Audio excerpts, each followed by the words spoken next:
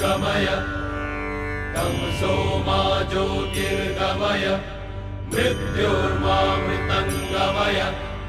सर्वेत्र सुखिनः सन्तु सर्वे सन्तु जीवन के महान क्षण में आपके समक्ष एक ऐसे व्यक्ति का परिचय करने जा रहा हूँ जो अपने जीवन में सफलता और प्रेरणा का एक अद्भुत उदाहरण है।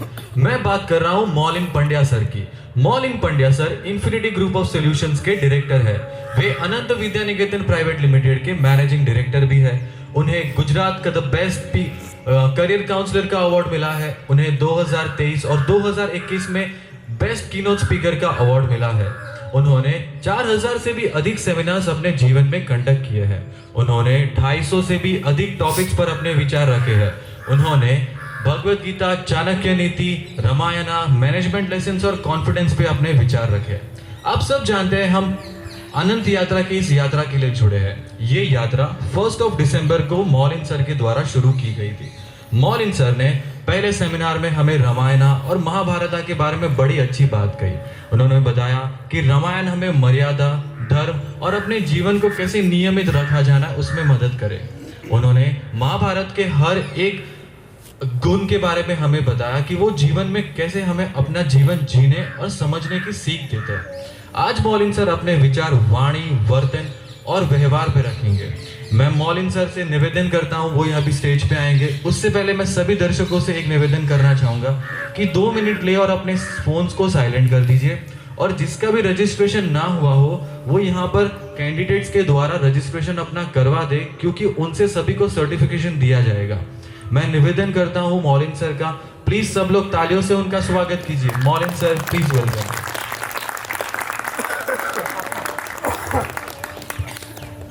बोलो कृष्ण कन्हैया लाल की जय। एंट्री होई तो આવી બોસ મૌલિન સર का स्वागत करे અને एंट्री तैयार भाई आए 4 पगे दोखी आया। जबरदस्त, क्या कोइंसिडेंस है ये भाई, जबरदस्त। So I request all the participants to please sit down and assemble yourself. तो दोस्तों शुरुआत करते हैं आज के इस कार्यक्रम की। और इस आज के कार्यक्रम में हम कुछ समझना चाहते हैं, जानना चाहते हैं कि जब हम बात करते हैं श्री कृष्ण की, जब हम बात करते हैं श्री राम की, इन सब लोगों का तो वो जमाना था जब शायद लोग व्यवहार में, वाणी में विनम्र थे। लोग आते ही सबसे पहले करते हैं प्रणाम गुरु जी। और आज जमाना कुछ और है। आते ही सबसे पहले हम करते हैं साहब गई काले रजा पाड़ी, सीधो ત્યાંથી ચાલુ થાય। The point is that आज के जमाने में उस रिस्पेक्ट को, उस आदर को हम धीरे धीरे खोते जा रहे हैं। उसे कहीं ना कहीं हम लूज करते जा रहे हैं। ये प्रयास यही है कि हम जिस आदर्शों को मानते हैं, हम जिन संस्कृति पे भरोसा करते हैं, भारत के उस भाग से हम बिलोंग करते हैं दोस्तों, जहां पे सबसे पहले हम लोग नमन करते हैं, प्रणाम करते हैं और सबके साथ जब मिलते हैं तो अपने से बड़ों का आदर करके उनके पैर छूते हैं। बट હવે तो बस जेन जी है, जेन अल्फा है। पगे लागे એટલે नमस्कार सर। वो क्या कमर में झुकने से इंसान अपना गौरव, गरिमा, सेल्फ रिस्पेक्ट सब झुका देता है, ऐसा मानते हैं लोग। But I don't know how truth is this. झुकने से इंसान इतना ज्यादा नहीं झुक जाता है। मैं ये समझता हूं दोस्तों कि एक ऐसा शब्द यानी कि वाणी, जब हम बात करते हैं आज इस कार्यक्रम में वाणी की, तो आप में से कितने लोग ऐसे हैं जिनको कभी ना कभी जिंदगी में ऐसा हुआ है कि आप जो कहना चाहते थे उसका अर्थघटन वो नहीं था जो उसने ले लिया।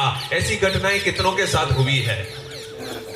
सबके साथ हुई है ये घटना कि भाई હું આવું કહેવા નહોતો માંગતો, તું ખોટી રીતના લઈ રહ્યો છે। અને બસ સામેવાળાએ લઈને બરાબર માઠું લાગ્યું છે, ખોટું લાગ્યું છે, મન દુઃખ થાય છે અને એ જે બાણ અંદર ઘૂસી ગયું પછી એ નથી છૂટતું બહાર। दोस्तों, ईश्वर ने हमें 2 कान, नासिका में यहाँ पे 2 भाग दिए हैं, नेत्र 2 दिए हैं, लेकिन वाणी 1 दिया है। सबकी जरूरत 2 बराबर है, इसकी 1 बराबर है। ये वाणी, ये शक्ति, ये वो शक्ति है दोस्तों जिसकी इतनी ताकत है, आइदर यू कैन कंस्ट्रक्ट और destroy a relation by just one tongue. You build a relation और you can destroy a relation by just one word. ये शक्ति है हमारे शब्दों की, ये शक्ति है हमारे व्यवहार की. सोचिए हमारा भाव, हमारी आंखें, हमारा चेहरा. There are 52 muscles, I believe. We have a lot of doctors sitting over here. Correct me please if I am wrong. Right? So there are so many muscles on the face, and all of those compose together to create a moment, to create a behavior, to create a character and a reaction, an expression at a single point of time. एक expression जो हम देते हैं, बेटा पानी ले आओ ना, पति क्यों? इतना काफी है बच्चे को देखकर समझना, अड़सुनो पीर जैसा लो. इतना काफी है, वो बोले या ना बोले, बेटा नीचे थी शक्ति ले आओ, 2 अमूल शक्ति ले आओ. हाँ 2 मिनट समझ जाने का कि भाई का इरादा नहीं है. 2 बार 3 बार 4 बार कहोगे तो थोड़ा सा माहौल गर्म होने की शक्यता में है. और आज के ट्रेंड में स्विगी, जोमेटो, आ स्विगी जीनी, ब्लिंकिट गजब છે બોસ. ઘરને બચાઈ રહ્યા છે એ લોકો, સંબંધોને તૂટતા બચાઈ રહ્યા છે બિચારાઓ. એ લોકોનો આઈડિયા ને મોરલ બહુ ઊંચો છે, ગજબ છે. કોઈ કે ખાવાનું નથી બનાવ્યું, સારું ખાવાનું બનતું નથી, મીઠાનું માપ નથી ખબર પડતી, ભાઈ ખાનગીમાં જઈને ઝોમેટો કર દે, આબરૂ જાય બધાની વચ્ચે. એના કરતા કેવા છે ભાજી પાઉં, અરે બાપરે ગજબ, આંગળી ચાટતા રહી ગયા. આવતા વખતે તમારા ઘરે જ રક્ષાબંધન ઉજવીશું આપણે. અરે બાપરે મરી ગયા, ખર્ચો વધશે હવે. ધ પોઈન્ટ ઇઝ कि आज के ट्रेंड के अंदर थिंग्स आर गेटिंग इजियर. ईश्वर भी चाहता है तुम्हारे संबंध बचे, और इसलिए आपके मोबाइल में कुछ एप्लीकेशंस दिए कि वापरी लो, बची जाओ, संबंध तूटवा સુધી આવી જશે. ખબર છે આ બિચારું આળસુ છે, સવારના 5:30 વાગે દૂધની થેલી, દૂધ વાળો આવે, દૂધ બેલ વજાવે, પણ આપણું ઘરવાળું ઊભું નથી થવાનું ખબર છે, તો બ્લિંકિટ કરી લો. સંબંધને બચાવવામાં ઈશ્વરનો બી પ્રયત્ન છે. बात सच्ची ना. हाँ. तो पॉइंट इज, वाणी एक ऐसा तीर होता है दोस्तों जो छूटने पर वापस नहीं आता है. सर पण मारो गुस्सो है ना गजब છે. I can not stop my self reacting. मैं कभी भी कोई वर्तन करने से अपने आप को रोक नहीं पर माराથી થઈ જાય છે, तो હું रोकू કેવી રીતના? हम जो कार्यक्रम कर रहे हैं उसके अंदर हम लोग सॉल्यूशंस पे बात करने वाले हैं. इट इज नॉट कि पता ही है सबको वाणी सारी રાખવી જોઈએ. अब तो મને ખબર છે, खबर तो बधाने છે. Let's talk about the solution. उसका कौन सा टूल इस्तेमाल करोगे, किस तरीके से भगवत गीता में उसका सॉल्यूशन दिया गया है कि क्या करने से तुम कंट्रोल को डेवलप कर सकते हो, क्या करने से तुम अपने आप पे वो नियंत्रण ला सकते हो, संतुलन ला सकते हो, कि आप अपने शब्दों को निकलने से पहले थोड़ा पकड़ ले. That is what is important. Most importantly वर्तन. शब्द से आने से पहले चेहरा अपना भाव पहले भेजता है. How many of you agree on this? Very nice. शब्द का आने से पहले चेहरा अपना भाव पहले भेज देता है, और यही वाइब्रेशंस होते हैं. यही हर इंसान के अंदर जो एक होता है, ऑरा कहो या फिर उसके वाइब्रेशंस कहो. आज के माहौल में बहुत कुछ अलग अलग है. मानसनी ऊर्जा अलग જ છે, આપણે એવું કહીએ. Right? What is this urja? What is this aura? Everyone has a thought process in his brain. सबके दिमाग के अंदर अलग अलग तरीके के विचार चलते रहते हैं. उस विचार से उसके शरीर के अंदर जो है अलग अलग तरीके से उसकी ऊर्जाएं बाहर निकलती है. Right? So what happens in this scenario? कैसे काम करता है? तो आइए समझते हैं, जानते हैं इसको. क्यों कहा जाता है बुरा मत सोचो, बुरा मत देखो, बुरा मत कहो? ये सारे बंदर कौन थे? 3 बंदर देखे आपने? गांधी जी के 3 बंदर देखे बेटा? ये ऐसा वाला कौन सा थे, मतलब हाँ वाला है या ना वाला है? हाँ देखे, वेरी गुड. तो सबसे पहला बंदर क्या है? बुरा मत देखो. देखने से क्या होता है? इंसान जो देखता है अक्सर दोस्तों उसके दिमाग के अंदर उसके विचार उत्पन्न होना शुरू होता है जब वो चीजों को देखना शुरू करता है। और आज की बात करें तो हम देखते क्या है बे आ रील જોઈ તે ગજબ છે ટ્રેન્ડિંગ છે મચી પડે બરાબર શેર કરીએ અને એમાંથી બી એક અમુક તો ગજબ રીલો ફોરવર્ડ કરનારા એક ગ્રુપ જ હોય આપણને ખબર છે કે આવા રાક્ષસી રીલો આવે ને એ આને ફોરવર્ડ કરવાની મજા આવે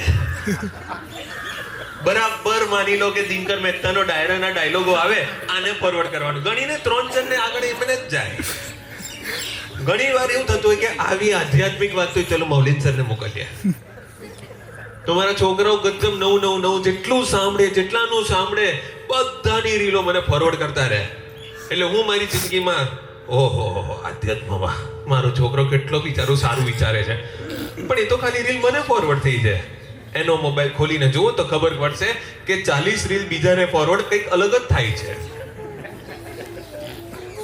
The point is, जो हम देखते हैं हमारा विचार हमारा दिमाग ऐसा बनते जा रहा है। और इसी चीज के लिए कृष्ण भगवान जो है वो भगवत गीता में ये कहते हैं कि इंद्रियां जो होती है हमारी अर्जुन 5 इंद्रियां है इन इंद्रियों को संतुलित करने के लिए तुम्हें एक अच्छी चीज दी गई है वो है क्या मन। पण मन तो माकड़ा जेवुं छे कच्चो मोटो वांदरू छे यार। If I ask you to not focus right now on the birds,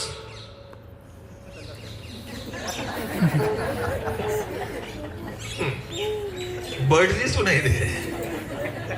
If I ask you to not focus on the flute of the speaker,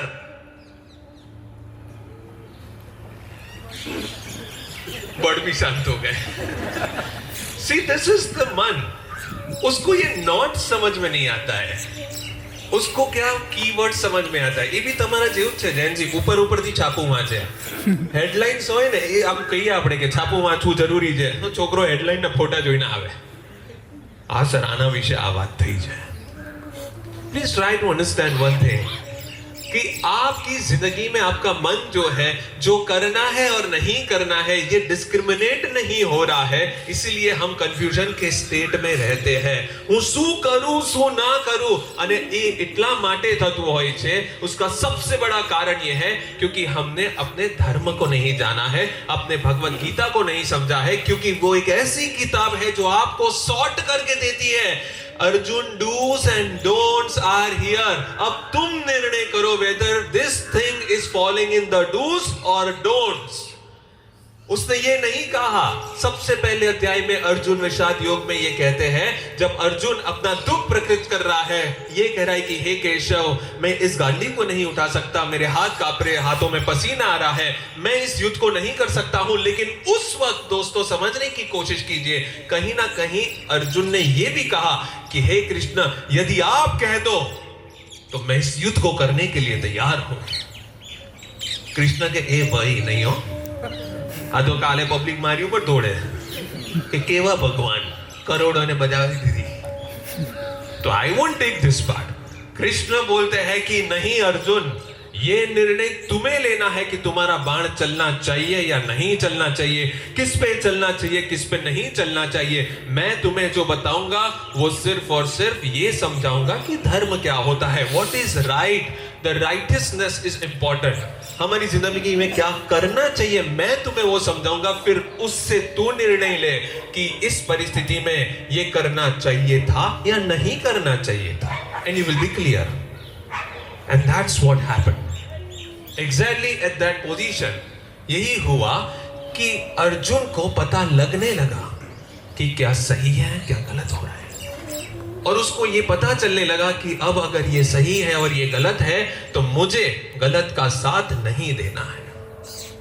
सोचिए दोस्तों श्री कृष्ण स्वयं उस वक्त एक गुरु बनते हैं। अर्जुन के हालांकि गुरु ऑलरेडी एक थे कौन थे वो वेरी गुड द्रोणाचार्य। वो किस तरफ खड़े थे वो अधर्म की साइड खड़े थे। कोइंसिडेंस देखो ये गुरु पोते बिचारो अधर्मनी साइड છે क्यों गजब सीन है। यहां पे जो अर्जुन को सर्वश्रेष्ठ धनुर्धर बना रहा है त्रिकाल में कोई ऐसा नहीं था जो अर्जुन का सामना और मुकाबला कर पाए। इतना पावरफुल इंसान जिसने बनाया है, जिसने अर्जुन को समझाया है, बेटे धर्म ये होता है, अधर्म ये होता है, इकोनॉमिक्स में आ चैप्टर मोड़े करी लेजे, साइंस में आटલું મોઢે કરી લેજે, જે એના ટીચર છે એ પોતે જ જ્યારે મેન એક્ઝામ છે ત્યારે આ બાજુની સાઈડ ઊભા છે. આઈ એમ કન્ફ્યુઝડ, મારે ક્યાં ઊભા રહેવું? Shri Krishna does not direct Dronacharya in that scenario, Kurukshetra के मैदान में. लेकिन द्रोणाचार्य जो है दोस्तों, उस वक्त उससे पहले, युद्ध से पहले कृष्ण जी को याद करते हैं. बोले कि कृष्ण भगवान, हे भगवान, मारा जीवन में वो प्रॉब्लम केम छे. एज वी ऑलवेज से, हम में से शायद हर कोई यहाँ बैठा है, कभी ना कभी ये दोहराता है और कहता है, हे भगवान, मारी लाइफ में केम बेड वागेली छे. We always say that. भगवान तमे मने ज केम टार्गेट कर्यो छे. And you know what happens? At that particular point of time, something interesting starts. Dronacharya को ये मन ही मन ये था कि क्यों वो इस युद्ध का भाग बन चुका, क्यों ऐसा हुआ कि कहीं ना कहीं वो जानता है कि धर्म पांडवों की शिविर में है, फिर भी वो कौन सी चीज है जिसके वजह से वो उस तरफ नहीं जा पा रहा है. दोस्तों, हम सब काफी बार जानते हैं कि सही क्या है, गलत क्या है, लेकिन इसको जानते हुए भी हम दूसरी तरफ नहीं जा पाते हैं. वही ऐसी परिस्थिति थी इस जगह पे द्रोणाचार्य की. और दोस्तों, उस वक्त कुछ ऐसा होता है कि श्री कृष्ण पूछते हैं कि क्या लगता है तुम्हें कि इस पूरे कुरुक्षेत्र के मैदान में जो इतने लोग मरेंगे, उसका उत्तरदायी कौन है? Who is the responsible person behind the whole war of Mahabharat? Dronacharya सोचते हैं, सभी लोग सोचते हैं. And you know what is the answer of Shri Krishna? Shri Krishna कहते हैं कि Dronacharya, you are the one. शायद आज इस युद्ध के मैदान में इतने सिर कटने वाले हैं, उसका कारण वो द्रोणाचार्य थे, क्योंकि वो बचपना था उन बच्चों का उस गुरुकुल में. पांडव भी थे, कौरव भी थे, और उस जगह पे जहां पे पांडवों को सिखाया जा रहा था सर्वश्रेष्ठ धनुर्धर कैसे बनना है, कौरवों को यह सिखाया जा सकता था कि भाई कौन होता है, भाई क्या होता है, भाई का प्यार क्या होता है. लेकिन कहीं ना कहीं द्रोणाचार्य ने अपने स्वार्थ में भूल गए उन बच्चों पे ध्यान देना जो अपना वाणी, वर्तन, व्यवहार अपने भाइयों के साथ सही नहीं कर रहे थे. उनका ध्यान कहीं अतिरिक्त उस जगह पे था कि कैसे द्रुपद को हराया जा सकता है. पांडव जो है वो द्रुपद को हरा सकते हैं. सोचिए दोस्तों, ये कैसा गुरु हो सकता है जो शायद जब कभी गुरु दक्षिणा की मांग होती है तो गुरु ये कहते हैं कि बचपन में जो मेरा इंसल्ट हुआ था, कई सालों पहले जो द्रुपद ने मेरा अपमान किया था, जाके उसे बंदी बना के लेके आओ पांडव. ये कैसे हो सकता है? ये कुछ ऐसी बात है दोस्तों कि आज शायद मैं अभी एक छोटा सा टीचर हूं आपके बीच में, और आपने आज कुछ सीखा है, और कोई बच्चा आके मुझे पूछता है कि सर मैं आपके लिए क्या कर सकता हूं. मुझे बहुत अच्छा लगा आज इस प्रोग्राम को सुनकर, और मैं ये कहूं कि बचपन में मेरी किसी से लड़ाई हुई थी, जा तू उसको मार के आ. ये कितना सही साउंड करता है. ये चीज हो हुई थी उस वक्त. द्रुपद को बंदी बनाने के लिए गुरु दक्षिणा में गुरु द्रोण ने ये मांगा था. तो सोचिए दोस्तों, ये बहुत बड़ा अधर्म उस वक्त एक गुरु ने किया था. और उस स्टेज से दोस्तों पता चलता है कि उनके पास मौका था जब धृतराष्ट्र उनके कांटेक्ट में नहीं थे, शकुनी उनके कांटेक्ट में नहीं थे, ये सब बच्चों के कांटेक्ट से दूर थे. इतने साल थे द्रोणाचार्य के पास उस बच्चे का ब्रेन वॉश करने के लिए कि बेटा प्यार क्या होता है, स्नेह क्या होता है, दो भाई कैसे मिलके रह सकते हैं, सिखाने का मौका था. लेकिन जब वो बच्चे छोटे थे तो दोस्तों उन्हें ये चीज नहीं सिखाई गई और वो उसे ले गई कुरुक्षेत्र की ओर. आज हमारे भारत के अंदर इतने खोए हुए लोग क्यों हैं? क्योंकि बचपन से उन्हें अपने पे छोड़ देते हैं. तने जे ठीक लागे बेटा ये कर, बेटो कई रीतना समझे साचू सु खोटू सु छे. We have to direct them what is right and what is wrong. We have to teach our younger generations कि ऐसे बैठते हैं, सीधे बैठते हैं, इस जगह नहीं जाते, उस जगह नहीं जाते हैं, धूम्रपान का सेवन नहीं करना है, पान मसाला नहीं खाना है, माय लाइफ माय रूल्स को तोड़कर उसे रूल्स समझाने पड़ते हैं कि रूल्स क्या होते हैं। अगर ये आज नहीं हुआ तो हम फिर कभी कलयुग के कुरुक्षेत्र में अपने ही परिवार को कहीं ले जाएंगे दोस्तों। बहुत इंपॉर्टेंट है ये कि कैसे पांडवों को समझाया जा रहा था बार बार कि धर्म क्या है, अधर्म क्या है। कुरुक्षेत्र के मैदान में क्या सिर्फ अर्जुन को समझना था? क्या सिर्फ अर्जुन ही कंफ्यूज था? क्या सिर्फ अर्जुन ही ये क्वेश्चंस कर रहा था कि यार आई एम फीलिंग बैड, मेरे सामने गुरु है, उनको मैं कैसे मारूं? सभी पांडव एक जैसे थे, सभी पांडवों के अंदर अच्छाई थी।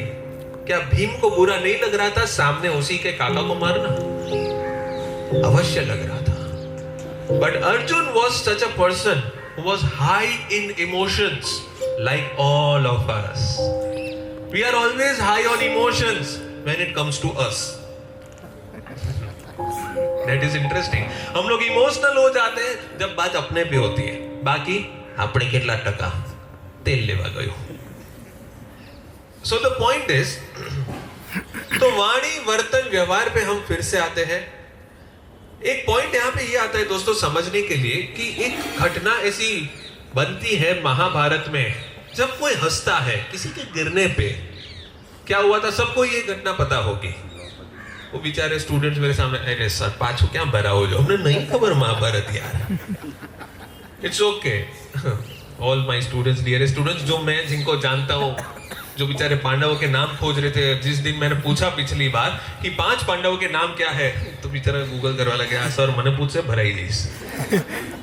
Yes, okay, so tell me वो कौन सी घटना थी जिसमें किसी के गिरने पे कोई शायद हंस पड़ा था और वहां पे किसी को बहुत बुरा लगा था?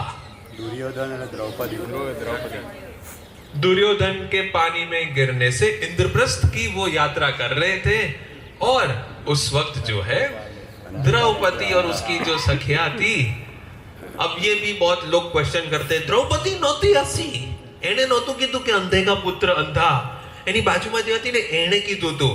આપણે એને નથી વિવાદમાં પડવું, જેણે જે કીધું એ વાંધો નહીં, આપણે એનો સાર લઈને સમજવાની વાત છે કે કોઈકે કીધું ને કોઈકને સંભળાયું। તમારી બાજુમાં બેઠા ગ્રુપની અંદર જ્યાં ઊભા છો એ અથવા કોકને જોઈને એમ કે જોરદાર લાગે છે, તમે એ ગ્રુપમાં ઊભા છો, આ સમજો કે તમે ઇન્વોલ્વ છો આમાં। पॉइंट ये है समझने का और सीखने का कि द्रौपदी ने बोला या नहीं बोला, उसकी सखी ने बोला, लेकिन जब उस जगह पे साथ में लोग खड़े थे तो साउंड यही हुआ कि उन ग्रुप की चर्चा ये है, उन लोगों की मानता ये है, उनके विचार ये है और वो शामिल हो गए इसी मजाक में। यही होता है क्यों हमारे पेरेंट्स हमें बोलते हैं मित्रों सारा बनाओ, गल्ले ना उभारो। આમાં અમુક લોકો બિચારા મારી સામે છે, સાહેબ ક્યાં સીધા ટોટ મારો છો। સો મિત્રો સારા બનાવો, ગલ્લે ના ઉભારો, આ બધી જ વાતો આપણે સાંભળીએ છીએ। એનું કારણ છે કે જ્યારે કોઈક માણસનું રિએક્શન કોઈકની તરફ ગમે તે હોય એમાં આપણે બી એના ભાગીદાર બની જઈએ છે। એક બહુ સરસ ઘટના યાદ આવે છે આનાથી।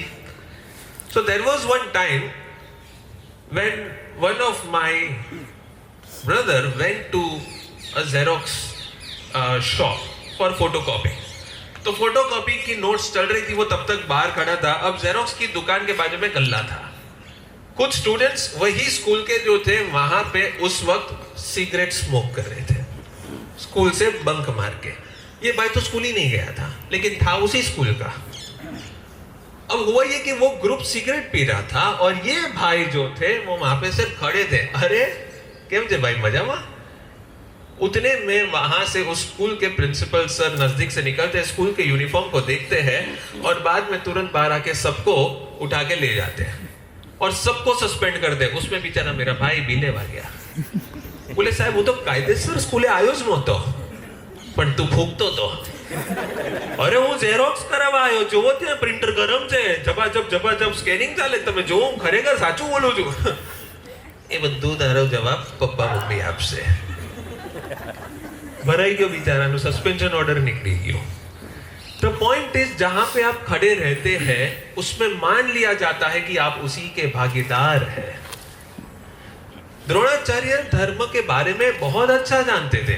अधर्म धर्म क्या है अच्छी भली बात ही जानते थे, लेकिन जो ग्रुप से खड़े थे वो એટલે ટેગ લાગી ગયો અધર્મી. કંઈક તો લોચા કર્યા છે બોસ, કોઈક તો કાંડ કર્યો છે. The point is that, and so it matters, dear friends, that our group where we stand, it should always be above us, intelligent than us, smarter than us, so we update. ये बहुत जरूरी है. हम जो दोस्त बनाते हैं अगर वो हमसे होशियार है, अच्छे हैं, समझदार है, राह दिखाने वाले हैं, तो आप सुधरेंगे और आप आगे बढ़ने का स्कोप रखेंगे. पर जो भाईबंधो जेवा होय, શું કરી લઈશ તો જિંદગીમાં આટલું કામ કરીને બકા મૂકને, એન્જોય કર લાઈફને, મોજ કર, ધમાલ કર, ચલ મારી જોડે શિમલા. મારા મનમાં એક બીજી લોકેશન આવી હતી પણ મેં શિમલામાં કન્વર્ટ કરી દીધું. જો સાહેબે પકડી લીધું, બેંકોક પટાયા. रियल एंजॉयमेंट वही है. હું પત્ની જોડે ગયો તો સાહેબ. So the point is that दोस्तों ये कहीं ना कहीं इस जगह पे हमें समझाता है, यही धार्मिक चीजें हमें ये समझा रही है कि वाणी वर्तन जो है, वाणी एक ऐसा जबरदस्त वेपन है. अब उसको कंट्रोल कैसे किया जाए? तो श्री कृष्ण इसमें कहते हैं भगवत गीता में कि अर्जुन इंद्रिय जो होती है, अब ये भी एक इंद्रिय है, हमारी वाणी जीभ वो इंद्रिय है, तो इसका नियंत्रण जो है वो मन के पास है. और मैंने जैसे बताया मन तो माकड़ा जेवू है, और मन जो है वो बुद्धि के साथ कनेक्टेड है. And we all know very well, we are loudly listening to that part जो अपना मम्मी पप्पा कहता होय छे हमेशाથી બુદ્ધિ વગરનો છે, બસ એ બુદ્ધિ. અને એ બુદ્ધિમાં સ્થિત થયેલું છે તમારું મન. और ये जो बुद्धि है हम कहते हैं कि उसको बढ़ाओ, પણ બિચારા છોકરા કે બુદ્ધિ વગરનો છે, બુદ્ધિ વધારે, બુદ્ધિ ચલાય. આપણા પપ્પા મમ્મી આપણને કહેતા હોય બેટા બુદ્ધિ ચલાય આ જગ્યાએ. How to do that? Is there a switch? Is there a mechanism two follow? Is there a way? And we are always questioning ourselves and all these things. But now the answer comes is yes, there is a way. Everything in this universe is science. मैं ये कह रहा हूं, दोनों चीजों को accept कर रहा हूं, ईश्वर की मौजूदगी और साइंस की मौजूदगी. जब आप साइंस समझना शुरू करोगे तो अंत तक जाओगे और फाइंड करोगे there is a existence of God somewhere to actually give energy to that electron जो घूमते रहता है without any external force. तो ये चीजें जो है, ये घटनाएं जो है, कुछ इससे हमें पता चलता है दोस्तों कि there is a process. एक बात बताएं, अगर पानी के अंदर चीनी मिलाया जाए तो पानी कैसा होगा? तीखा, मीठा. पानी के अंदर अगर नमक मिलाया जाए तो कैसा होगा? खारा. इस प्रोसेस को कोई रोक सकता है क्या? ना, હું રોકીને બતાવું, દેખાડ દઉં હું મારામાં કેટલો દમ છે, આ લે કામ કર, આ ગળ્યું થતા રોક બેટા હવે. What can you do? Nothing. It is a process. उसका मतलब ये है कि यदि पानी में अगर मान लो कि शक्कर मिलाई जाती है तो उसे मीठा होना ही है, कोई कुछ नहीं कर सकता. It's a part of process.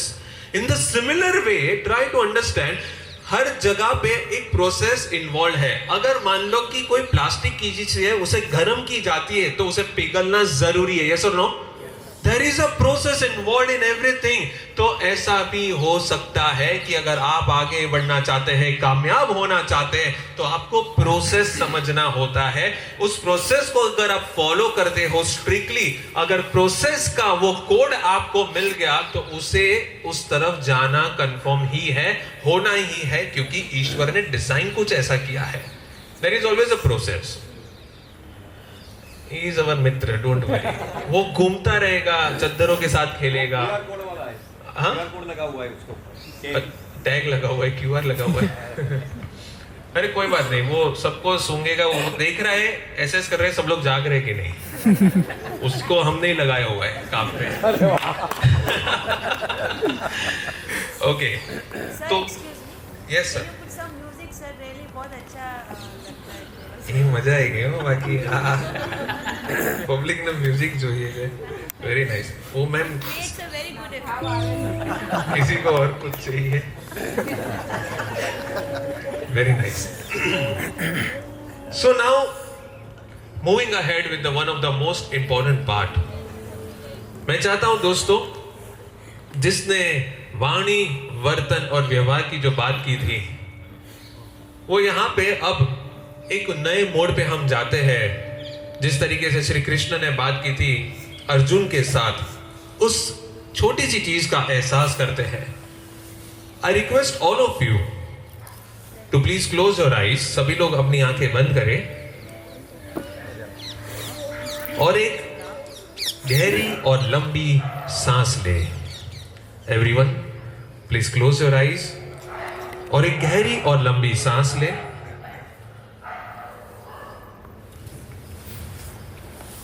धीरे धीरे उस सांस को निकालें। Once again breathe in, slowly exhale. Once again breathe in. हम ओमकार करेंगे एक साथ, लंबे और गहरे सांस के साथ ओमकार करेंगे। शुरू करते हैं एक साथ। Breathe in,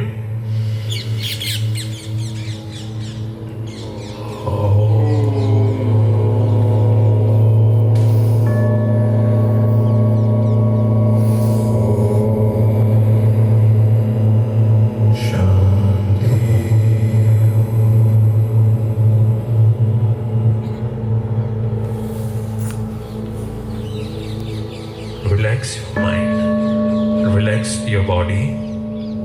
Once again breathe in.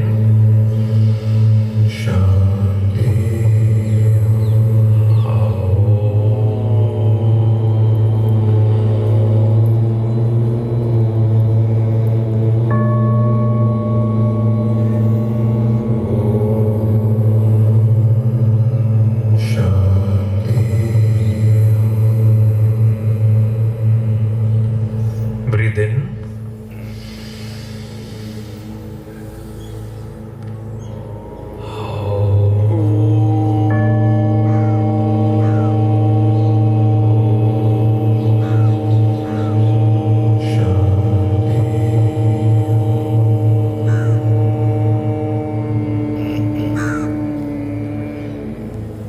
Relax your mind, relax your body. अपने मन को शांत कीजिए और अपनी श्वास पे अपना ध्यान केंद्रित कीजिए। देखिए किस प्रकार से आपका सांस अंदर आ रहा है और किस प्रकार से आपकी सांस धीरे धीरे बाहर जा रही है।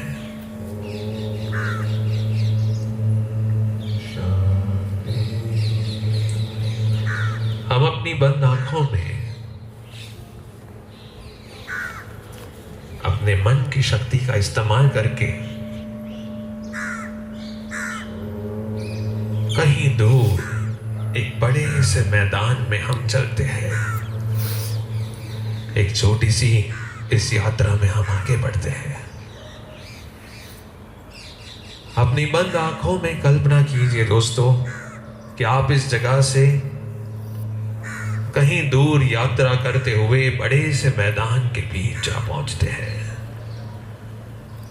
इस मैदान में हम देख सकते हैं कि एक तरफ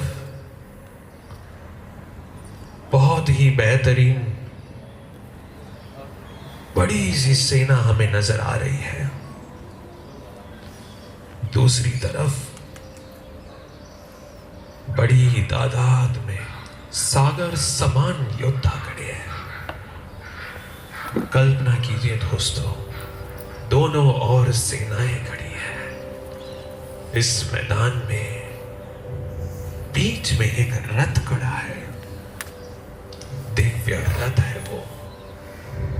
श्वेत अश्वों के साथ सवार उस पर एक योद्धा है।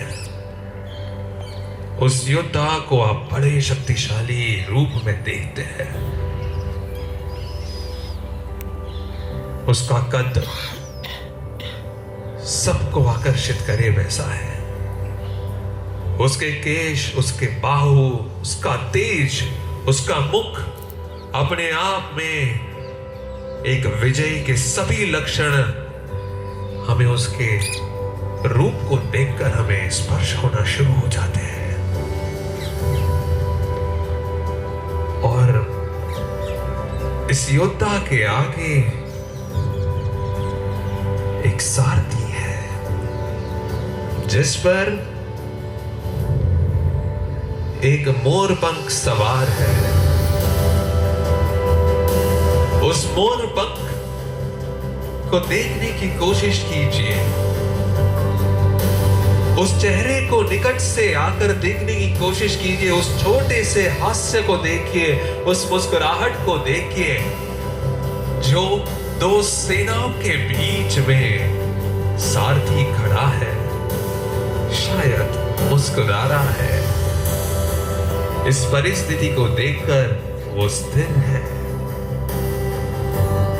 वो अविनाशी सारथी है जिसका कभी कोई नाश नहीं हो सकता। ऐसा सारथी सवार है जो ज्ञान का सर्वोत्तम है, अपने आप में ही ज्ञान है। वो कृष्ण उस रथ पर सवार है। ये सारथी कभी किसी को भटकने नहीं दे सकता है। ये सारथी आज अर्जुन का है। अर्जुन उस परिस्थिति में कमजोर नहीं था। अर्जुन बाहों से ना कमजोर था, मन से भी ना कमजोर था। आज इस परिस्थिति का होना समाज को कुछ जवाब देने के लिए हो रहा है। सर्वशक्तिशाली अर्जुन समाज का प्रतिनिधि बनकर कुछ सवाल कर रहा है। अर्जुन बलवान है, शक्तिशाली है, पूरी सेना को परास्त करने के उसमें अकेले में सामर्थ्य है। लेकिन वो समाज के कुछ सवालों का एक साथ इकट्ठा करके प्रतिनिधि बनकर ईश्वर से पूछ रहे हैं। कहता है, हे ईश्वर, किस वजह से आज हम युद्ध के मैदान में आ खड़े हैं? कृष्ण अपनी मुस्कुराहट से ये दर्शाते हैं और कहते हैं कि हे अर्जुन, इस दुनिया में अनेकों युद्ध हुए, अनेकों लड़ाई हुई, अनेकों बंदूक होते हैं, परिवार बिछड़ जाते हैं, दोस्त अपने से दूर हो जाते हैं, अपने से घर वाले दूर हो जाते हैं। उसका सबसे पहला कारण ये है व्यवहार। जब इंसान व्यवहार की अपेक्षा करना शुरू करता है, जब इंसान ये आशा रखना शुरू करता है कि मुझे सामने इतना मान सम्मान मिलना चाहिए था, इस जगह पे उसकी अपेक्षा जागृत होती है कि मैंने उसके लिए इतना कुछ किया, उसको इतना तो समझना था, मेरे लिए इतना तो समझकर करना चाहिए था, ये संबंध मेरे साथ जोड़कर रखना चाहिए था। ये शुरुआत होती है व्यवहार से। जब हमारी अपेक्षा व्यवहार से जुड़ जाती है, तब शुरू होती है बंदूक की कथा। तब द्वार खुलता है सबके मन के अंदर दुखों का। और जब इंसान धीरे धीरे उस व्यवहार में आगे बढ़ते जाता है, इस चक्रव्यूह में शामिल होना शुरू होता है, तब वो कदम रखता है उस इंसान के साथ बदलते वर्तन का। जैसे व्यवहार का बंदूक आता है, वैसे ही दोस्तों उसका वर्तन बदलता है। बिहेवियर, लोगों के साथ करने का हमारा जो तरीका है, बर्ताव का, लोगों के साथ हम जब मिलते हैं, हम उनको नमस्कार ना करें, ग्रीट ना करें, सम्मान ना दें, या उनको मिलने का जो आदर है उसका हम अगर वैल्यू ना करें, तो कहीं ना कहीं वो वर्तन दिख जाता है। और जैसे ही वो वर्तन सामने वाला एक्नॉलेज करता है तो डिस्टेंस बढ़ना शुरू हो जाता है। श्री कृष्ण कहते हैं, अपने इस भाव को संभालो अर्जुन। तुम जो बिहेव कर रहे हो वो कायरता के लक्षण दिख रहे हैं, एक नपुंसक के लक्षण दिख रहे हैं। उसे कंट्रोल करो अर्जुन, अपनी इंद्रियों को अपने वश में लो, अपने मन को स्थिर रखो। हर इंसान सुख दुख में आता ही है, कभी ना कभी दुख है तो कभी सुख है, लेकिन अपने दुख में इतना ना गिर जाओ कि तुम अपने इंद्रियों से अपना वश खो बैठो। अपना कंट्रोल, अपना नियंत्रण हमें बरकरार रखना है Arjun. The first chapter starts to understand over here. Controlling our emotions, controlling our behavior with everyone. जिससे हमें कोई कभी चीज का बुरा लगा है उससे भी, और जिससे कभी कोई चीज का शायद हमें कहना अच्छा ना लगा हो उससे भी, अपने वर्तन को हमें संभालना होगा, कंट्रोल करना होगा। अर्जुन कंफ्यूज्ड है, ये सोच रहा है, कह रहा है कि इसका कारण क्या है, जबकि लोग जानते ही है, समझते ही है कि इंसान भीतर से तो अच्छा है, वर्तन एक टेम्पररी चीज है, जो शायद दुख था तो अपने आप से निकल गया। लेकिन श्री कृष्ण यहाँ इसी बात का जिक्र कर रहे हैं, इसी बात को समझा रहे हैं। कहते हैं कि हे अर्जुन, जब इंसान अपने वर्तन को धीरे धीरे खो बैठता है, उससे अगर कंट्रोल छूटना शुरू होता है तो उसका असर उसकी वाणी पे आना शुरू होता है। व्यवहार से इंसान बदलकर अपने वर्तन पे आना शुरू होता है। जैसे ही उसके वर्तन में चेंजेस आते हैं, ये असर उसकी वाणी पे आना शुरू होता है। और वाणी एक ऐसी चीज है जो सामने वाले तक क्लियरली पहुंचती है, चाहो या ना चाहो। निकलने वाले शब्द बाण के जैसे जाते हैं अर्जुन, और इस बाण का रुख तुम नहीं बदल सकते हैं, क्योंकि ये जो बाण चलाया गया है, ये जो बाण आगे चल गया है, सामने वाला अब इसको किस अर्थ में लेगा, तुम चाहकर भी इसके दिशा नहीं मोड़ सकते हो। और इसीलिए विनम्र होना आवश्यक है, अपने आप को कंट्रोल करना जरूरी है। अपने शब्दों को अपने मुख से बाहर निकालने से पहले 1000 बार हमें यही प्रैक्टिस करनी है कि let us build up self control. कोशिश करते हैं अपने आप को कंट्रोल करने की। हम सभी के अंदर ये कंट्रोल मौजूद है। हम सब लोग शायद अपने आप को कंट्रोल जरूर कर सकते हैं, लेकिन तभी ही जब हम चाहें।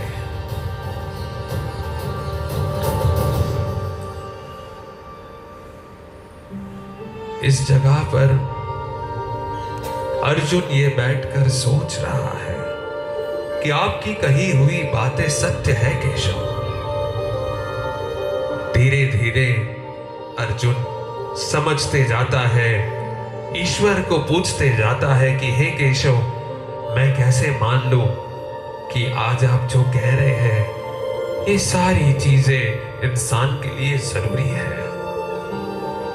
धीरे धीरे ईश्वर उन्हें समझाते हैं कि हे अर्जुन, मैं तुम्हारी उपस्थिति के सारे जन्म के बारे में जानता हूं। मैं तुम्हारे अतीत को, वर्तमान को एवं भविष्य को जानने वाला श्री कृष्ण हूं। मैं वो हूं जो पहले था, आज है और अनंत काल तक रहेगा। मैं सर्व एकमात्र एक ऐसी ऊर्जा जिसका कोई रूप नहीं है, जिसका कोई आकार नहीं है। अपनी बंद आंखों में उस ईश्वर के दर्शन कीजिए जो अपना आकार बढ़ाते जा रहा है। अपनी बंद आंखों में उस मोर पंखधारी को देखिए जिसने एक इंसानी स्वरूप लिया है, लोगों के बीच में आते जाते रहता है। उसको देखने की कोशिश कीजिए। ये कृष्ण है जो अपनी लीलाओं के लिए सबसे प्रख्यात है। अपनी बंद आंखों में उस ईश्वर को देखिए जो नटखट था अपने बचपन में, जो शरारत करता था गैयाओं के साथ, माताओं के साथ। ये वो कृष्ण है जो हर घर में एक छोटे बालक के रूप में खेलता है।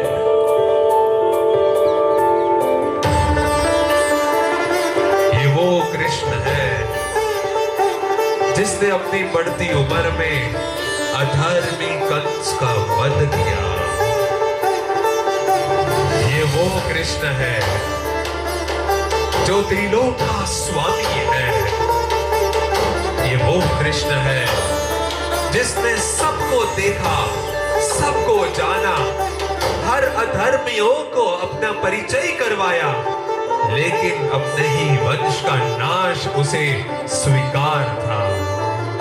ये वो कृष्ण है जो सारे दुखों को सहन करते हुए, दोषों को सहन कर कर भी अपने मुख पर मुस्कुराहट बरकरार रखता था।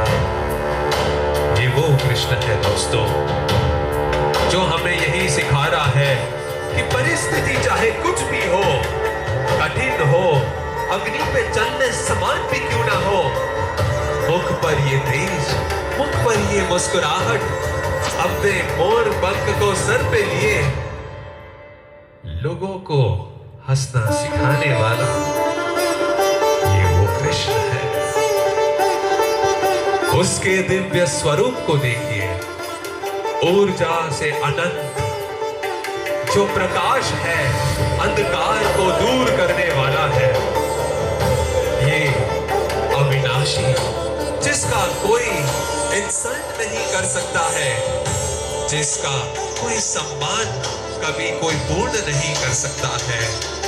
ये एक ऊर्जा है जो हमारे आसपास मौजूद है, जो अच्छाई में छिपी है, लोगों के भीतर है, लोगों के अंदर। उस अच्छाई को खोजिए, हमारा व्यवहार अपने आप बदलना शुरू हो जाएगा। दूसरों के अंदर कृष्ण की उस लीला को देखने की कोशिश कीजिए, मुख पर अपना वर्तन हास्य से भर जाएगा। सामने कृष्ण को महसूस करोगे तो वाणी अपने आप बदल जाएगी। उस बंद आंखों में महसूस कीजिए दोस्तों उस ईश्वर को जो तुम्हारे मन में है। उसी रूप में वो हर जगह है। ये वो कृष्ण है। एक गहरी सांस लीजिए, धीरे धीरे उस सांस को बाहर निकालिए। Once again, breathe in. Slowly breathe out.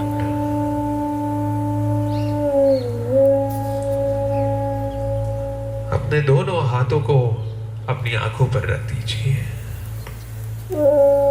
एक गहरी सांस लीजिए और अपनी बंद आंखों में जो रंग बदल रहे हैं उसको महसूस कीजिए।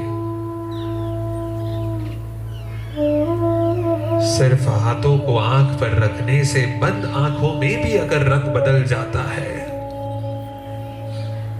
तो सोचिए दोस्तों, देखने का नजरिया भी जरूर बदल सकता है। अपने हाथों को नमस्कार मुद्रा में लाकर एक गहरी सांस लेकर धीरे धीरे अपनी आंखें खोलिए।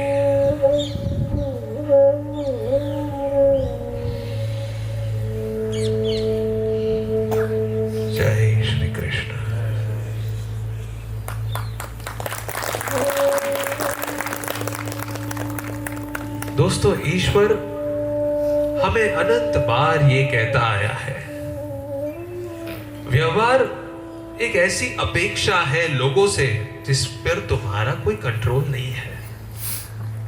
हम गुजराती में जिसे बोलते हैं व्यवहार, તમે મારા લગ્નમાં 100નો ચાંદલો કરો, હું તમારા દીકરાના લગ્નમાં 100નો ચાંદલો કરીશ. જમાનો બદલાઈ ગયો. 15 વર્ષ પહેલા 100 રૂપિયા કર્યા એ મોટી વાત હતી, પણ હવે 100 રૂપિયામાં તો કશું જ નથી થતું.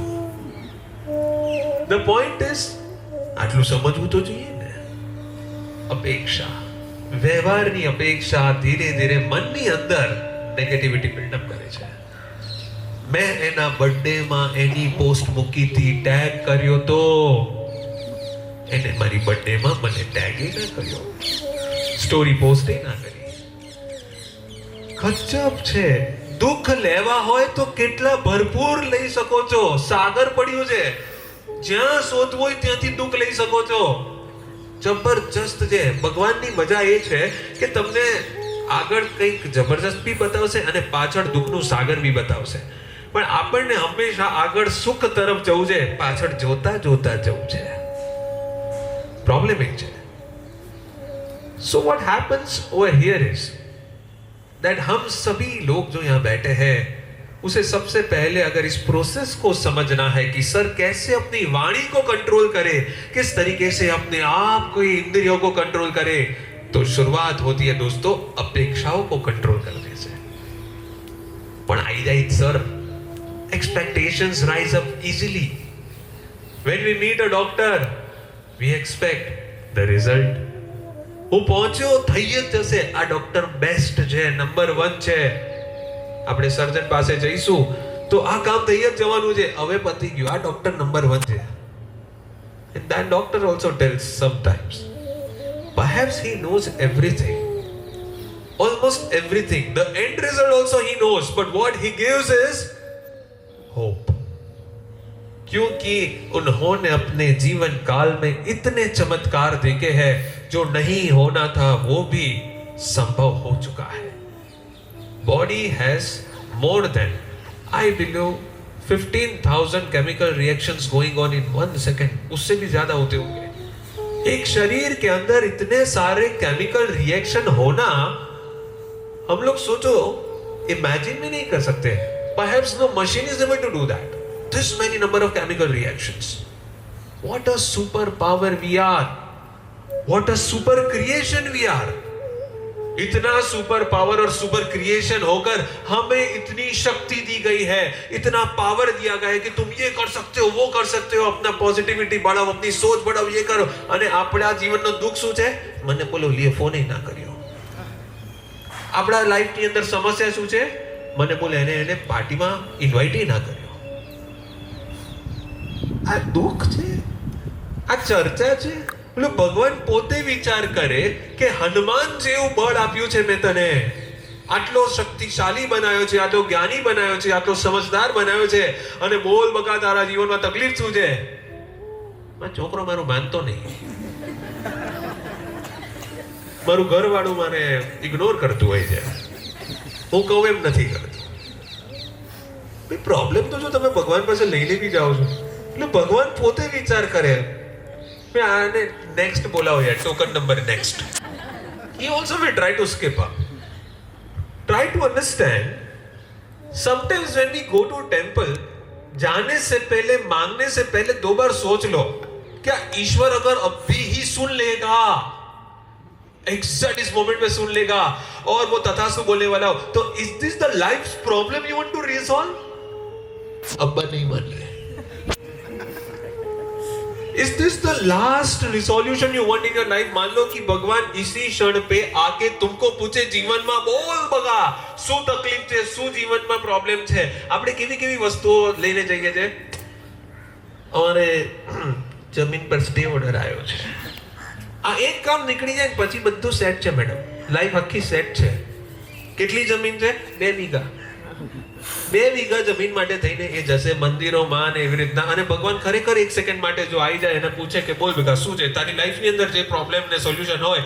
આજે હું સાંભળું છું આ ભાઈને, બોલો શું પ્રોબ્લેમ છે? અને આવતા વેત ભાઈ કહે છે મારે 2 વીઘા જમીન અટકેલી છે. શું થઈ શકે? The point is, think of the problems we take to the God. Is this the problem we want to also ask the God to address it? एक सिनेरियो हनुमान जी का आता है इसमें. जब हम देखते हैं हनुमान जी को, how many of you know Hanuman ji was actually having lot of caliber and power? How many of you know? Very good. मतलब जानते हो हनुमान जी को. That is good. When we talk about Hanuman ji, you know कि he was having power. लेकिन उसको पता नहीं था कि उसके पास पावर है. The idea behind asking this question is कि आपको पता है हनुमान जी में बल है, शक्ति है, बहुत कुछ है, लेकिन उन्हें पता नहीं था उनमें शक्ति है, बल है, ताकत है. अब ये वैसी वाली बात है कि नायक मूवी के अंदर जब उस जगह पे अनिल कपूर को परेश रावल खींच के लेके आता है, बोलता है कि तुम इन सब की आशा हो, देखो ये लोग तुम्हें सपोर्ट करने आए हैं, तुम हमारे कल के नेता बनने वाले हो, एक दिन में तुमने इतना फर्क बना दिया है, देखो तुम क्या कुछ कर सकते हो, ये सब तुम्हारे सपोर्ट में. अनिल कपूर बोलता है माराથી ના થાય ભાઈ, એ તો એક દિવસની વાત હતી. And then Paresh Raval tells and argues, બોલે કે આ બધા લોકો તારા સપોર્ટમાં જઈને તું મંજરી મંજરી કર્યા કરે કે મારે મારા જીવનમાં મંજરી જોઈએ.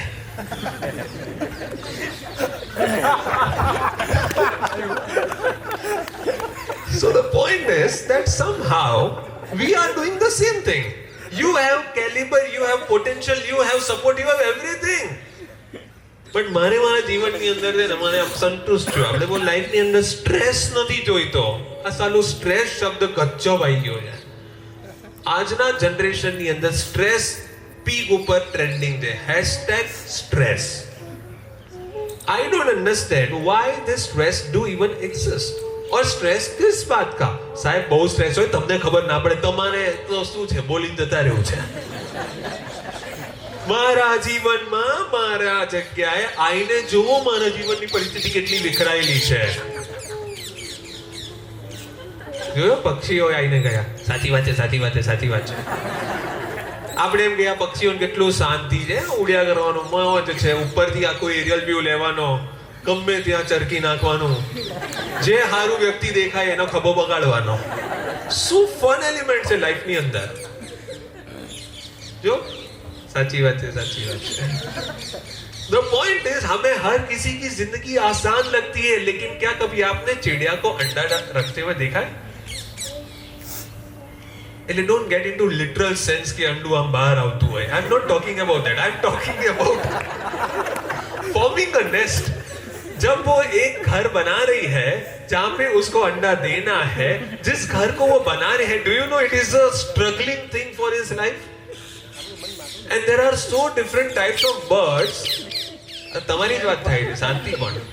So there are so different types of birds who used to make number of nest to impress one female bird. आपको पता ही है वो कौन सा बर्ड है?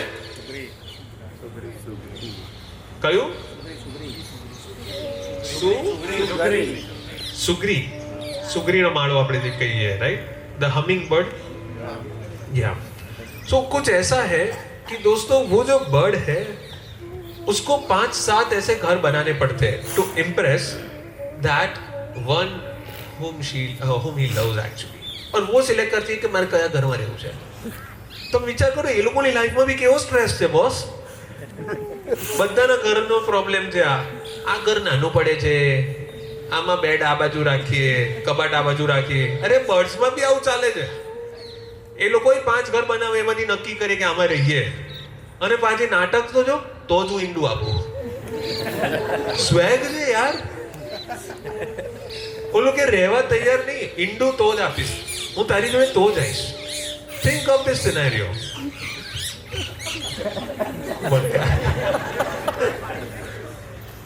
So the beauty of this is that ईश्वर ने हर किसी की जिंदगी में एक मात्रा में प्रॉब्लम्स देना रखा है. Try to understand, challenges are everywhere. किसी की जिंदगी आसान नहीं है. हमें लगता है कि आज जाने कितनी शांति, માણી આવે, ઓલો બિચારો મનોજ આવે પાણી નાખી જાય. કેવા જલસા છે, શાંતિથી ઉગ્યા જ કરવાનું, કઈ કામ જ નહીં, ઉગ્યા જ કરો, ઉગ્યા જ કરો. અરે એક જગ્યાએ ઉભો રહે 5 મિનિટ ખાલી આમને આમ ઠોયાની જેમ, ખબર પડે તડકો આવે, ઠંડી લાગે, કોઈ તો ઓડાડો,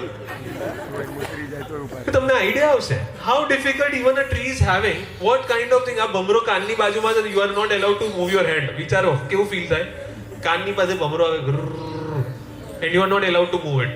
આ બિચારાને શું થતું હશે, ભમરો પક્ષી અચાનક કરોડિયો ચડે.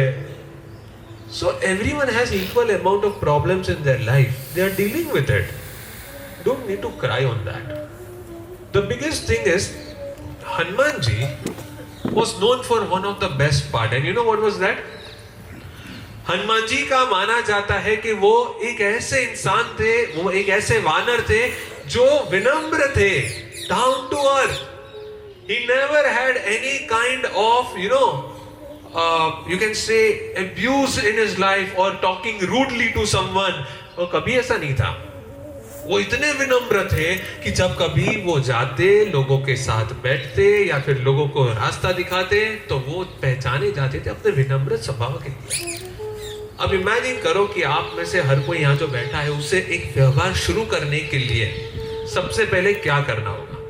सबसे पहले मन की सारी आशाएं ये छोड़ दो कि कोई તમારા માટે ક્યારે કશું કરશે. આ પહેલી જ વસ્તુનો નિયમ છે. ભૂલી જાઓ કે કોઈ ક્યારે બી તમારા માટે હેલ્પ કરે. The reason is इंसान को इतना शक्तिशाली बनाया गया है कि वो अपनी खुद की हेल्प कर सकता है.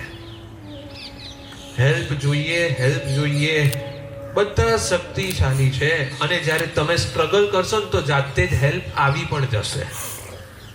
7:15 થઈ ગયા, હજી સુધી માની લો ગાડલા હજી પથરાયા નહોતા, તો આજે હું છું, નીરવભાઈ છે, 2-4 જણ તમે લોકો લગાવવાના ચાલુ કર્યા, ધીરે ધીરે જાતે જ હેલ્પ આવી ગઈ, તમે બધા લાગી ગયા આઈને. सो द पॉइंट इज वो हेल्प अचानक से आना शुरू हो जाता है. और कहां से आता है? जब देख रहा है कि भाई don't depend on someone, don't expect that someone will come and help you. तब तक આપણે વેઇટ કરીએ હા આવશે એટલે હેલ્પ કરશે. નહીં, you start. No one is above, no one is below, no one is VIP, no one is nothing.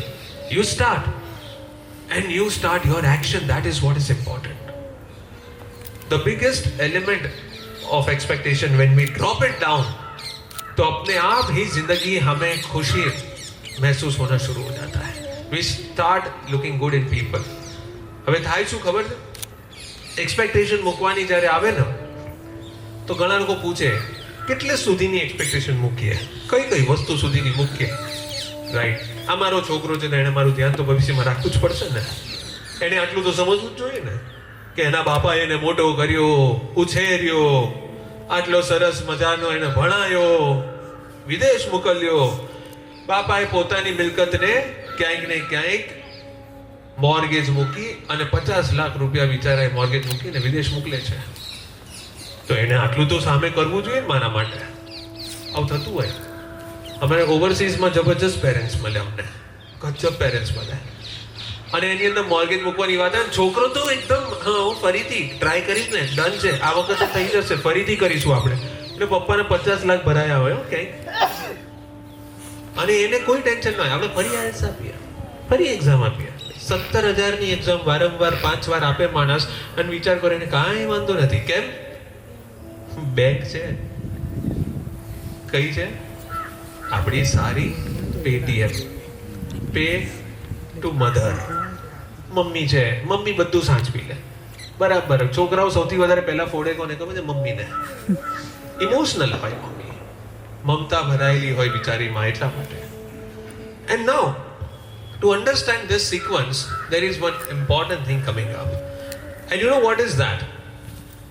दोस्तों, एक परिस्थिति आती है जब अर्जुन भी काफी जगह पे अपने शब्दों को कंट्रोल नहीं कर पा रहा था. The situation came when all this Pandav, they also were not good with their talks. और वो कौन सी परिस्थिति थी? Anyone can remember? वो चौसर का खेल, वो चौसर का खेल था दोस्तों, जहां पे लोग गेम खेल रहे, एक बोर्ड गेम चल रहा है और वहां पे सामने खेलने वाले कौन लोग थे? पांडवों के खिलाफ में कौन लोग खेल रहे थे? नहीं, कौरव में भी कुछ ही लोग बैठे थे. Who were the main people, dignitaries? VIP कौन बैठा था? शकुनी, दुर्योधन, शकुनी, दुशासन और सबसे इंपॉर्टेंट कर्ण. ये કર્ણ બિચારો ગજબ ભરાઈ ગયો છે ભાઈબંધીમાં, લેવાઈ ગયો છે. એને જીવનમાં દુઃખ છે એ વસ્તુનો. કેટલા દુઃખ છે કર્ણને. પહેલા તો મારી મમ્મી કોણ યાર, સખત મોટું સસ્પેન્સ. વિચાર તો કરો, બોલો કે ભાઈ આધાર કાર્ડ બનાવવાનું છે, પપ્પાનું નામ બોલો, ખબર નહીં. મમ્મી ખબર નહીં. અરે તું કોણ? કોઈ કોણ તું? ખબર નહીં યાર. આધાર કાર્ડ જ ના બન્યું બિચારાનું. The point is that in our sequence of life, we are also having some same issues. We are unable to identify like him who we are. At least we know one thing, and what is that? One thing is good, that at least we know our janani, our parents. We know where we belong from. आराम से बेटा, आराम से. खाली चढ़ी गई है. પલોઠી વાળી આ બધા ચેર ખુરસી વાળી પબ્લિક છે આપણી દીકરીઓ. સરસ. પીઝા પાસ્તા બોલતા હોય. ગઈકાલે એક સરસ પ્રોગ્રામ હતો, એની અંદર એક છોકરાને ખાલી ખભે ઉભા રહીને ખાલી નીચેથી આવી રીતના લિફ્ટ થવાનું હતું. છોકરો બેઠો, ખભે બેઠો, બોલો ઊભો જ ના થાય. મેં તો બેટા ઊભો તો થા આવી રીતના, સરસ એક લિફ્ટ તો આ સર નહીં હો રહે.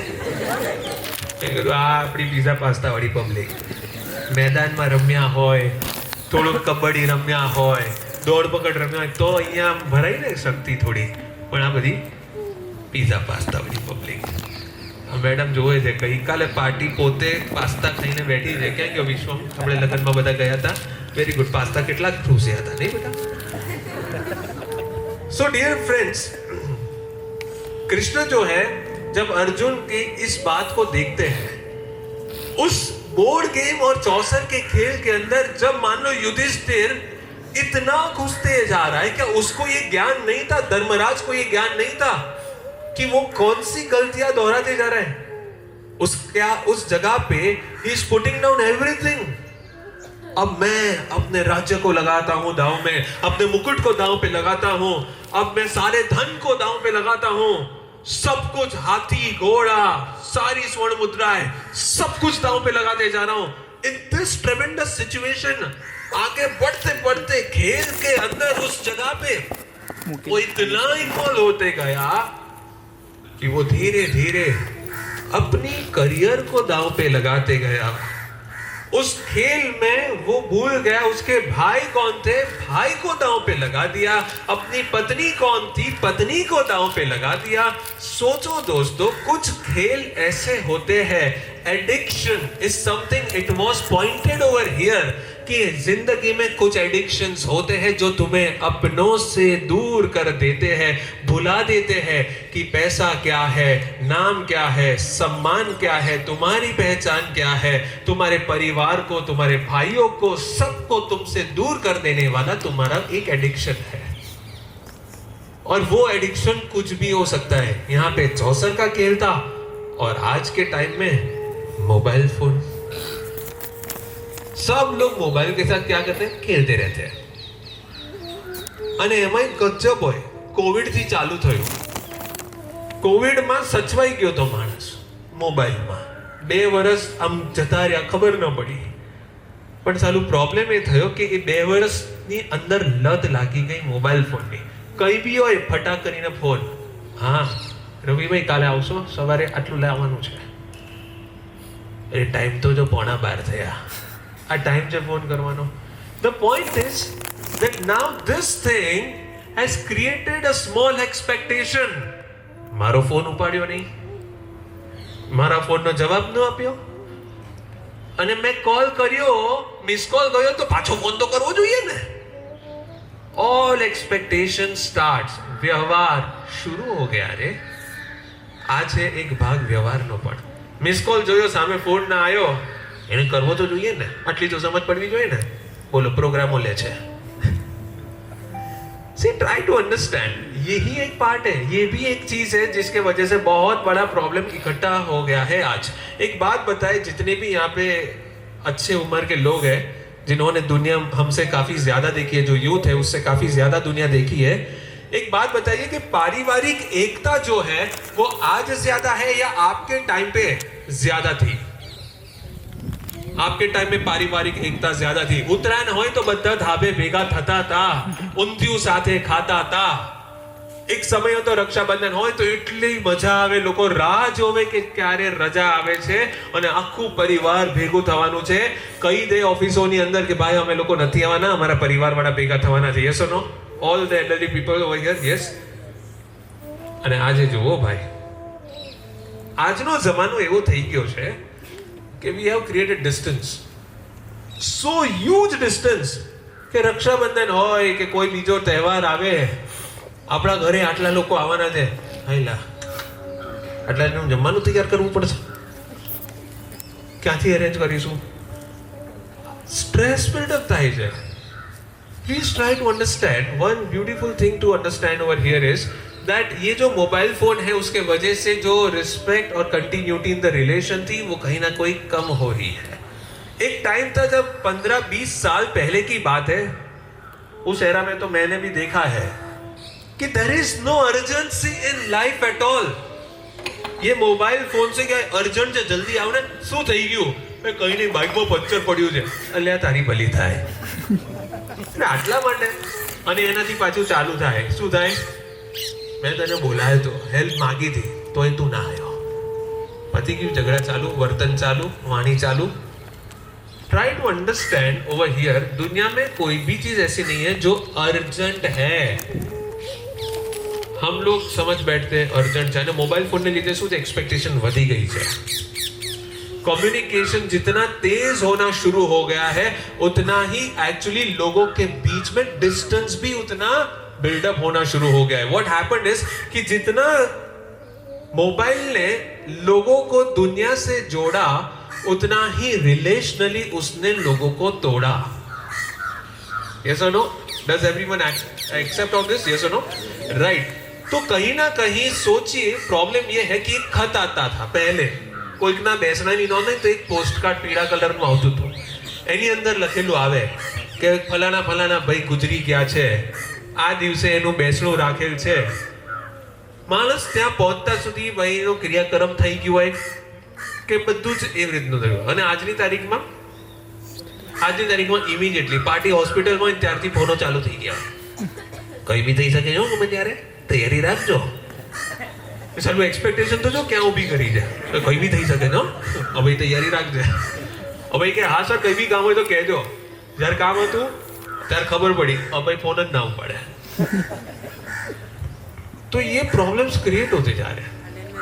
सो please try to understand this mobile phone is in this era trying to distance and change our वर्तन एंड व्यवहार with people. So stop expecting certain things from people. That is our learning today.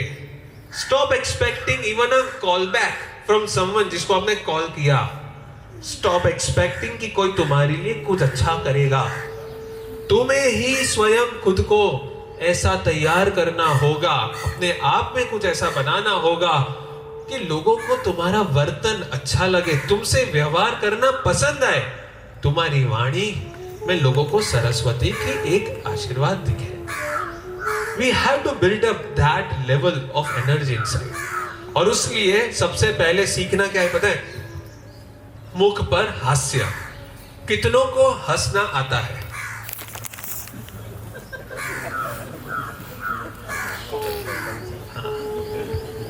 गुरुजी हंसना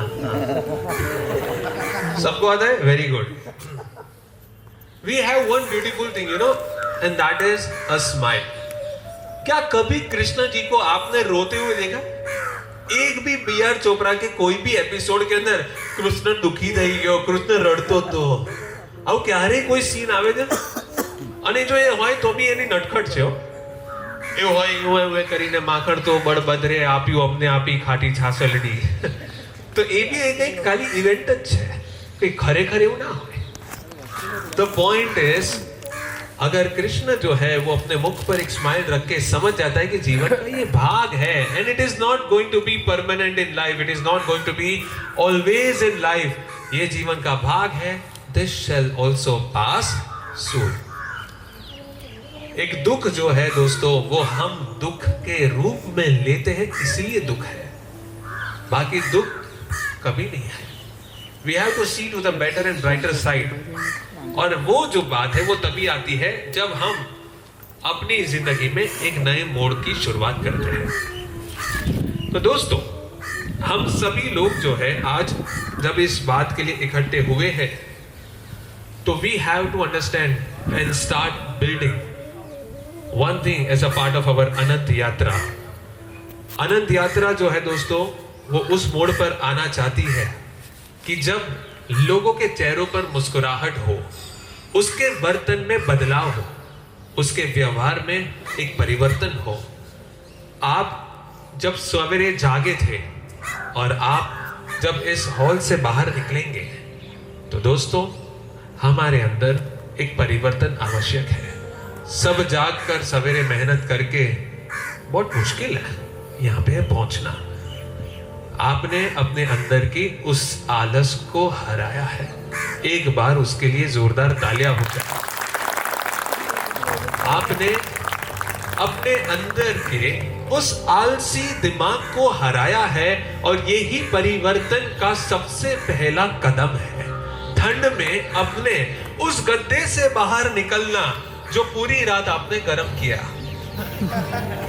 उससे बाहर निकलकर कदम रखना। और 8 degree था जब सवेरे 5 बजे हम जागे, तो 8 डिग्री था, ये सोचा और प्रार्थना किया कि हे भगवान आज मौसम अच्छा रहे। तो सुन लिया शायद इसने। ऐसा मौसम है कि बेचारे यहाँ कुछ लोग धूप को ऐसे देख रहे हैं, हारो गर्मी लागवा लागी है। माहौल और मौसम भी आज तुम्हें सपोर्ट कर रहा है, तुम्हें यहाँ तक भेजने के लिए किसी ने तुम्हारा साथ दिया है। वो तुम्हारे अंदर एक परिवर्तन चाहता है, और वो यही है कि मुख पर हास्य रख तो है कृष्ण का सेवक। क्यों फिक्र करता है अपने इस काल में जीवन का, जब रखवाला है तेरा स्वयं वो केशव। अपनी जिंदगी के इस रफ्तार को जानिए और समझिए। आपको निश्चित हो जाना है, तेरे हाथ में था ही क्या तो जो तू बदलने चला है। तू जो आज है किसी कारण से है, किसी मकसद से है, और तेरी स्ट्रेंथ का इस्तेमाल होने वाला है संसार के लिए। समर्पित कर तू अपना जीवन इसके लिए, समर्पित कर तू अपना जीवन इसके लिए। क्या पता कल वो तुझे इस्तेमाल करके तुझे एक बड़ा महल भी दिला दे। तुम नहीं जानते हो कि तुम्हारा इस्तेमाल सेवक के लिए है या राजा बनने के लिए है, लेकिन आज तुम अगर पृथ्वी पे हो तो किसी ना किसी कारण के लिए जरूर हो। अपने कारण पे भरोसा रखो, और अपनी इस छोटी व्यथा को लेकर इसके पास ना जाओ, क्योंकि उसका हल स्वयं तुम्हारी सोच में है, तुम्हारे वर्तन में है, तुम्हारी वाणी में है। अपनी जिंदगी को अर्थ दो, अपनी जिंदगी को मकसद दो। कल्याण करने आए हो तुम, ईश्वर ने भेजा है तुम्हें संसार में कुछ रचयिता। वो जो रचयिता है, तो कुछ तू रचना कर, कुछ ऐसा कर कि जीवन में लोगों का हास्य का कारण बने, ना कि दुख का, ना कि परेशानी का। तो आज हम एक छोटा सा फैसला करते हैं कि दोस्तों, हम लोगों के आनंद का, लोगों के मुख पर हास्य का एक कारण बन सकते हैं। उसके बाद हम अलग अलग रूप में हो सकते हैं, उसकी मदद करके, उसका साथ देकर, उसकी सेवा करके, उसके भीतर के तनाव को समझकर, उसकी विवशता को जानकर। और इसलिए दोस्तों कहते हैं कृष्ण वंदे जगत गुरु। इस संगीत का एहसास अपने आंख बंद करके, चाहो तो आंख बंद करके, या फिर उस दिव्य स्वरूप को तुम जिस हाल में देखना चाहो तुम उसको कल्पना कर सकते हो। ये वो ईश्वर है जो तुम्हें इस दुनिया में श्राप के तौर पर नहीं, आशीर्वाद के तौर पर उसने तुम्हें भेजा है। तुम्हें आनंद देने के लिए उसने तुम्हें भेजा है।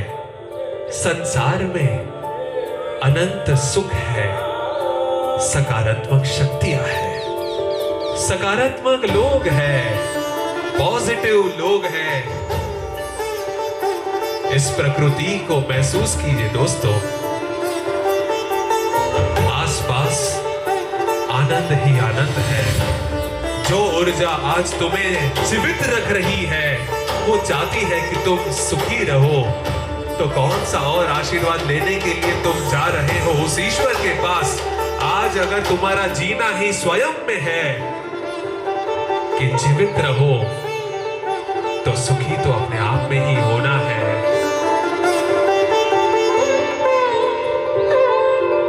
जिंदगी बदलो अपनी, संसार के लिए उसके मुख पर हास्य का कारण बनो।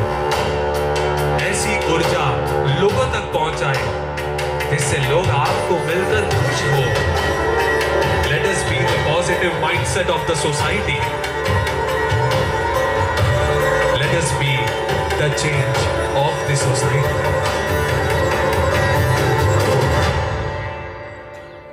ये जीवन आपका है। ये हमारा डिसीजन है कि हम किस ओर जाना चाहते हैं। गीता में 7वें अध्याय में कहा है, अहम ब्रह्मास्मि, तू ही रचयिता है अपने पूरी सृष्टि का, अपने जीवन का, अपने आज का। तो अपने आज को और कल को यदि हंसता हुआ देखना चाहते हो, तो spread the positivity, let go and forgive people for everything. उनकी सारी गलतियों को क्षमा कर दो, क्योंकि क्षमा ही धर्म है, क्षमा ही सत्य है, क्षमा ही शांति का प्रतिबिंब है।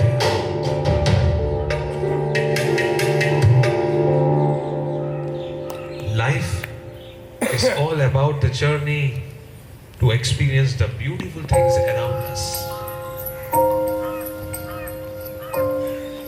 इस संसार में, इस प्रकृति में, इस ऊर्जा को महसूस कीजिए दोस्तों।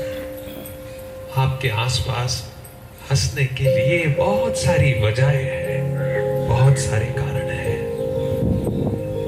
प्रकृति आपके लिए अलग अलग रूप में खुशियां लाने की कोशिश करता है।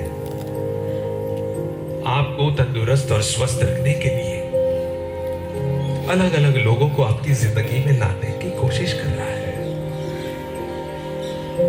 आज हमारे हाथ में है दोस्तों कि हम अपनी सोच को किस दिशा में ले जाएं। क्या आज भी हम तनाव भरे दिनों को ही देखना चाहते हैं? देश में क्या नहीं हो रहा है उसी पे हमें रोना है, या फिर हमें अपने हिसाब से, अपनी छोटी कोशिश से बदलाव का कारण बनना है? अगर किसी चीज से तुम्हें तकलीफ है, अगर तुम्हें किसी चीज में कमी नजर आ रही है, तो उसे बदलने की कोशिश करो। अपनी कोशिश छोटी हो या बड़ी, उससे फर्क नहीं पड़ता है। एक छोटी सी मेहनत हम संसार को स्वच्छ रखने में भी कर सकते हैं। अपने घर को स्वच्छ रखना, अपने आसपास के पड़ोस को स्वच्छ रखना। पड़ोसी को पड़ोसी नहीं बल्कि संसार का भाग समझो, और ये संसार तुम्हारा परिवार है। जब तुम लोगों में अपना परिवार देखना शुरू करोगे, तो उसके करीब पहुंचते जाओगे। इस रिश्ते में ये चिड़िया, ये प्रकृति, ये हवा, ये पेड़ पौधे हमें शक्ति दे रहे हैं। सवेरा शायद इसी को कहते हैं, जब दिन अच्छे से शुरू होता है, अच्छाई से शुरू होता है, तो शायद पूरा दिन रात तक ऐसा ही ऊर्जा से भरा होता है। हर दिन को आप ऐसा बना सकते हो, सवेरे जल्दी जागकर इतने सारे गार्डन से उस पर जाकर समय बिताए अपनों के साथ। छोटे से जानवरों को, पशुओं को कुछ खिलाकर उसके मुख पर एक हास्य का कारण बने। प्यार करे अपने पशु पक्षियों से, पेड़ों से, सृष्टि के हर भाग से जिसमें कृष्ण बसे हैं, और कृष्ण हर इंसान में है। और इसलिए दोस्तों, अनंत यात्रा है ये, अनोखी यात्रा है ये, ईश्वर को जानने की, परमात्मा से मिलन करने की। ईश्वर ने तुम्हें बनाया है, हम इतने सालों से जीते आए हैं, ये एक यात्रा ही तो है। यात्रा में दोस्तों काफी बार हमारे वाहन में कुछ तकलीफ आ जाती है, काफी बार वाहन में कुछ प्रॉब्लम्स, आंधी तूफान, रास्ता खराब भी आ सकता है, लेकिन फिक्र मत कीजिए दोस्तों, सहाय मिल ही जाती है।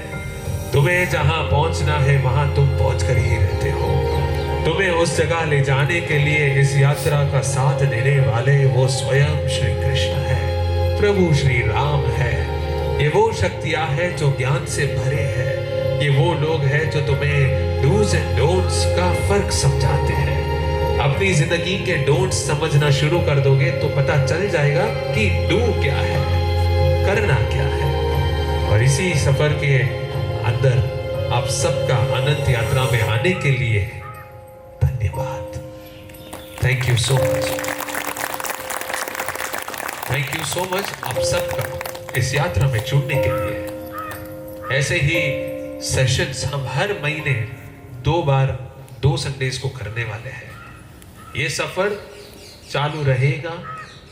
ये कार्यक्रम जो आज आप देख रहे हैं, उस कार्यक्रम को आयोजित करने के लिए सब लोग अलग अलग तरीके से अपना कंट्रीब्यूशन दे रहे हैं, संसार में अच्छाई को फैलाकर। इस कार्यक्रम का सिर्फ एक ही उद्देश्य है कि इस अनंत यात्रा के सफर में दोस्तों सुख दुख सबकी जिंदगी में है, चैलेंजेस और चुनौती हर किसी की लाइफ में आते हैं, it is a part of life.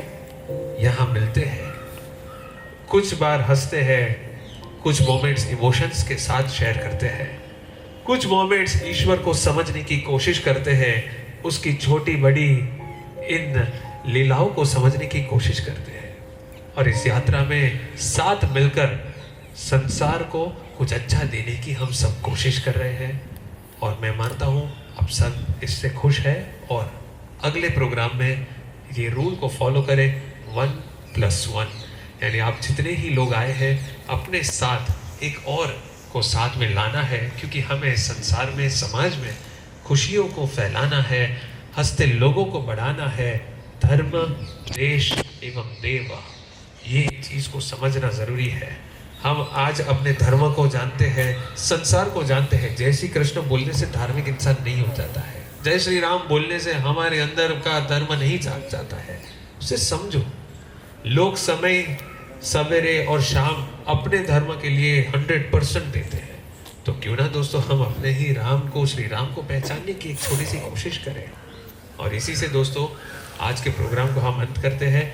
Registrations के बारे में जो बताया गया, अगर किसी के नाम और नंबर का जो रजिस्ट्रेशन होना था वो नहीं हुआ है, तो आयुष है, नीरव है, ये सब जो है वो हमारे वॉलंटियर्स है जो लोग मदद करते हैं। Thank you so much to all of दोस्त। बेचारे कल रात सवेरे सब लोग आ जाते हैं, 6 बजे 6:30 बजे यहाँ पे आ जाते हैं। मैं बोल रहा हूँ 6 साढ़े 6 बजे, वो उनकी तारीफ कर रहा हूँ, 7 बजे से पहले कोई नहीं आया। जस्ट किडिंग, बट यस, वो बेचारे बहुत दूर से आते हैं, तो निकले थे 6:30 बजे, पहुंचे 7 सवा 7 को ठंडी में। लेकिन ये सब लोग जो है, ये आप माहौल देख रहे हो, इसको बेहतर बनाने की ये सारे बच्चे कोशिश करते हैं। आप भी जुड़ सकते हो, आओ सवेरे, मदद में लग जाओ। और साथ ही एक और मदद कर ही सकते हो, और वो है अपने साथ नेक्स्ट प्रोग्राम में एक और को ऐड करना। आने वाला प्रोग्राम जो है वो मोबाइल नंबर्स इसीलिए लिए गए हैं कि आपको हम मैसेज करके बताएंगे कि नेक्स्ट प्रोग्राम कब है। संडे को ही होना है, जनवरी में ही होना है, लेकिन कब होना है वो आपको हम आज के दिन या 2 दिन में बता देंगे। Just taking 2 minutes more, sorry. एक पॉइंट बहुत सरस इंपॉर्टेंट હતો।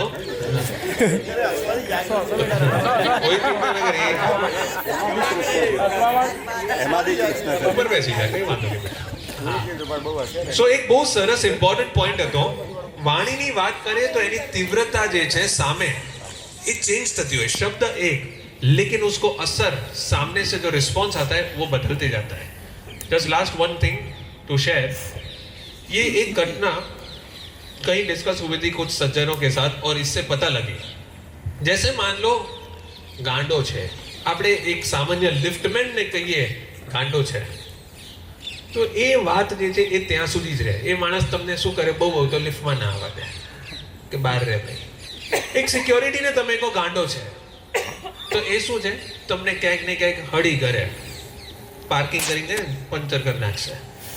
એ એની તીવ્રતા જે છે, શબ્દ એક છે પણ એની સામેનો જે કોન્સિક્વન્સ ઊભો થાય છે એ અલગ અલગ લેવલે ઇન્ક્રીઝ થાય છે. એક એક્ઝિક્યુટિવને તમે એમ કહો ગાંડો છે, તો એના કલીગ્સની અંદર બધા એના માટે નેગેટિવ થવા લાગે છે. એક ટીચરને તમે કહો ગાંડો છે, એ તમને શું કરશે, ક્લાસમાંથી કાઢી મૂકશે. એક ઓનરને, કંપનીના ઓનરને એમ કહો ગાંડો છે, એ તમને કંપનીની અંદર નહીં ઘૂસવા દે.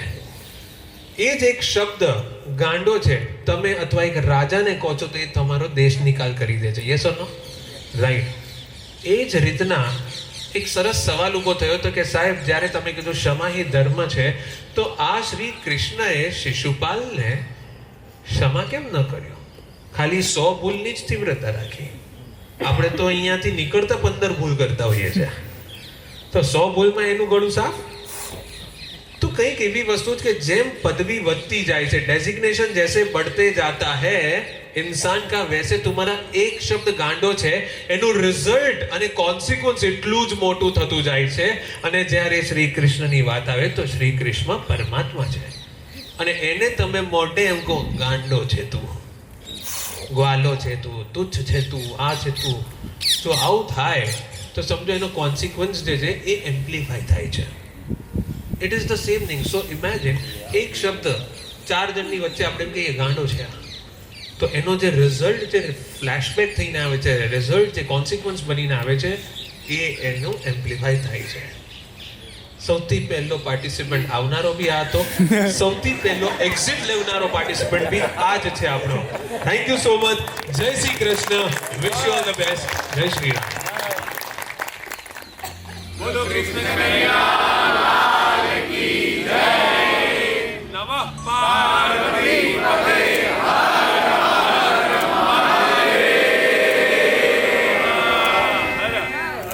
आज के आनंद की जय.